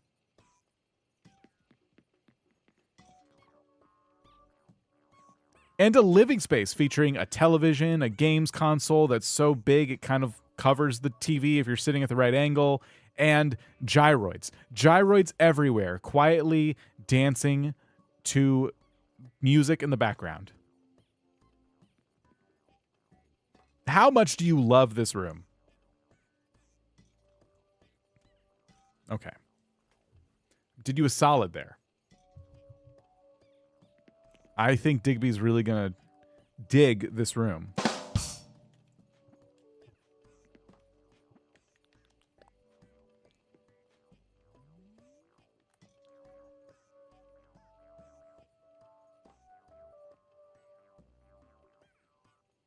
Oh, a basement, yeah, that's great. A D-dungeon feel? Well, that's certainly, D-dungeon? unique. The giant stone walls seem sturdy, which is good. Safety-wise, right? A live streaming set is quite modern, isn't it? The dead fish on set? Well, if it's properly preserved, that should be okay. No food poisoning risks there then. But, right. I'll still have to keep an eye out for, any other possible safety concerns. Now, a trophy case full of metal trophies may look impressive, but it's also a potential hazard. Those could fall and hurt someone, right? So, here comes a 5,500 bells fine for unstable display items. Oh. A TV partially obscured by a games console does mean a somewhat inconvenient viewing angle, but it brings up no immediate safety concerns. And the gyroids, well, they do their thing and add a bit of charm, I suppose. I must admit, the basement isn't as scary as I feared. I've also got to say, despite all these ticklish flea bites, it's been quite an experience helping ensure the safety of these islands. So, are we ready to proceed with the rest of the tour? Huh. I didn't expect a fine. I was trying to... 5,000 bells in case a trophy falls on somebody. Oh, 5,500, excuse me. In case a trophy falls on top of somebody from atop the trophy case. All right. That's fine. Let's go ahead and continue the tour.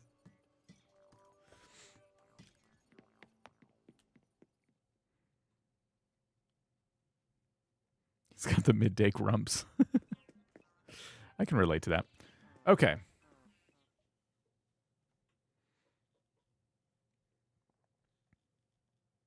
least it's not misleading infrastructure. Digby hates the misleading infrastructure. I will say that. Let's see.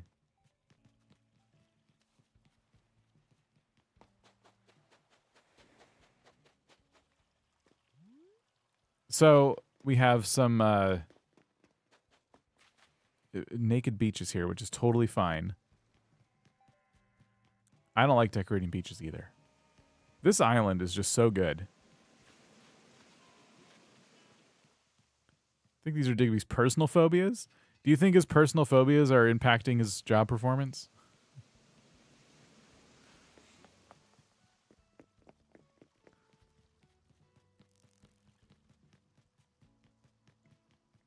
Okay. I think it's time we seek out the rating for the island.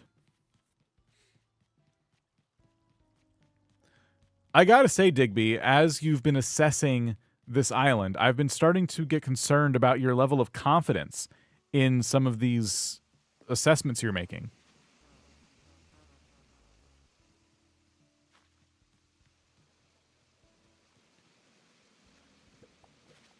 People are going to have trouble finding you credible if you can't give a solid assessment of something without stammering through the whole thing. Anyway, with that being said, it's time you rate the island. You need to grade this island and let us know where Koi stands in your eyes. What do you think of the island of Kythrina? I said it wrong. I was like pausing because I'm like, where am I? Trying to like think about where I'm going. I want to get back to the entrance, but I don't know where it is.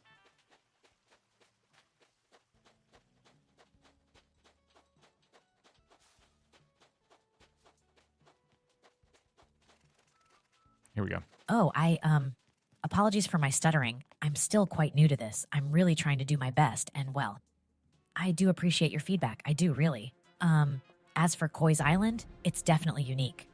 The underwater theme is quite impressive, and even though there were some issues with too much sparkle, unsecured guardrails, mislabeled food, and potential copyright infringement, the attention to detail and the cleanliness of the house make it, somewhat safer. Let's not forget those wondrous gyroids. Yes, let's. So, taking all that into account, I think Katharina should get a grade of B. It's not perfect, but it does have its charms. I'm sure there are areas for improvement, and with a bit more effort, it could reach an A. Yeah. But, yes, that's my assessment. I hope that's all right. Shall we move on to the next island? Yes, let's do that, I think. There you go. You got a B. Congratulations. Koi, thank you for submitting your island. That was an incredible island.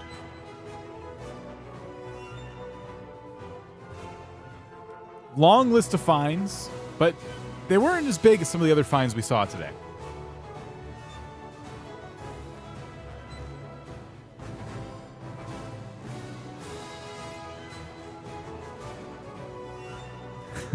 Called out for copyright infringement. By the way, nobody tell Nintendo what we've done to Digby.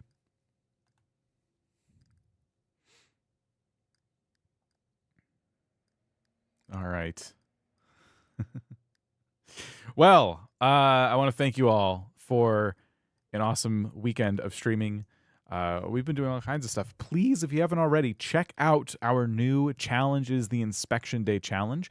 The rule set for that is linked down below, and you can learn more about how to participate. You can participate in this challenge on any island. You don't need to be restarting your island to play on this. If you're still in the middle of rags to riches, you can use that island. This challenge kind of fits in with those things. It's all about preparing your island for the potential of an emergency of some sort. And so the rules are linked down below, and you can follow those. And have fun. So join our Discord if you'd like to, especially if you'd like to talk about the Inspection Day Challenge, share some of the builds you've been working on, and yeah, we'll see you around. We'll see you through the weeks. More streams coming soon. This was fun. This was awesome. Something I want to do for a while. Quick shout out to Doug for sharing this code with the whole internet and letting us play around with the AI tools he's created, which are a lot of fun. Cool. Thank you, everybody. Have a good one. Stay safe. And yeah, we'll see you later.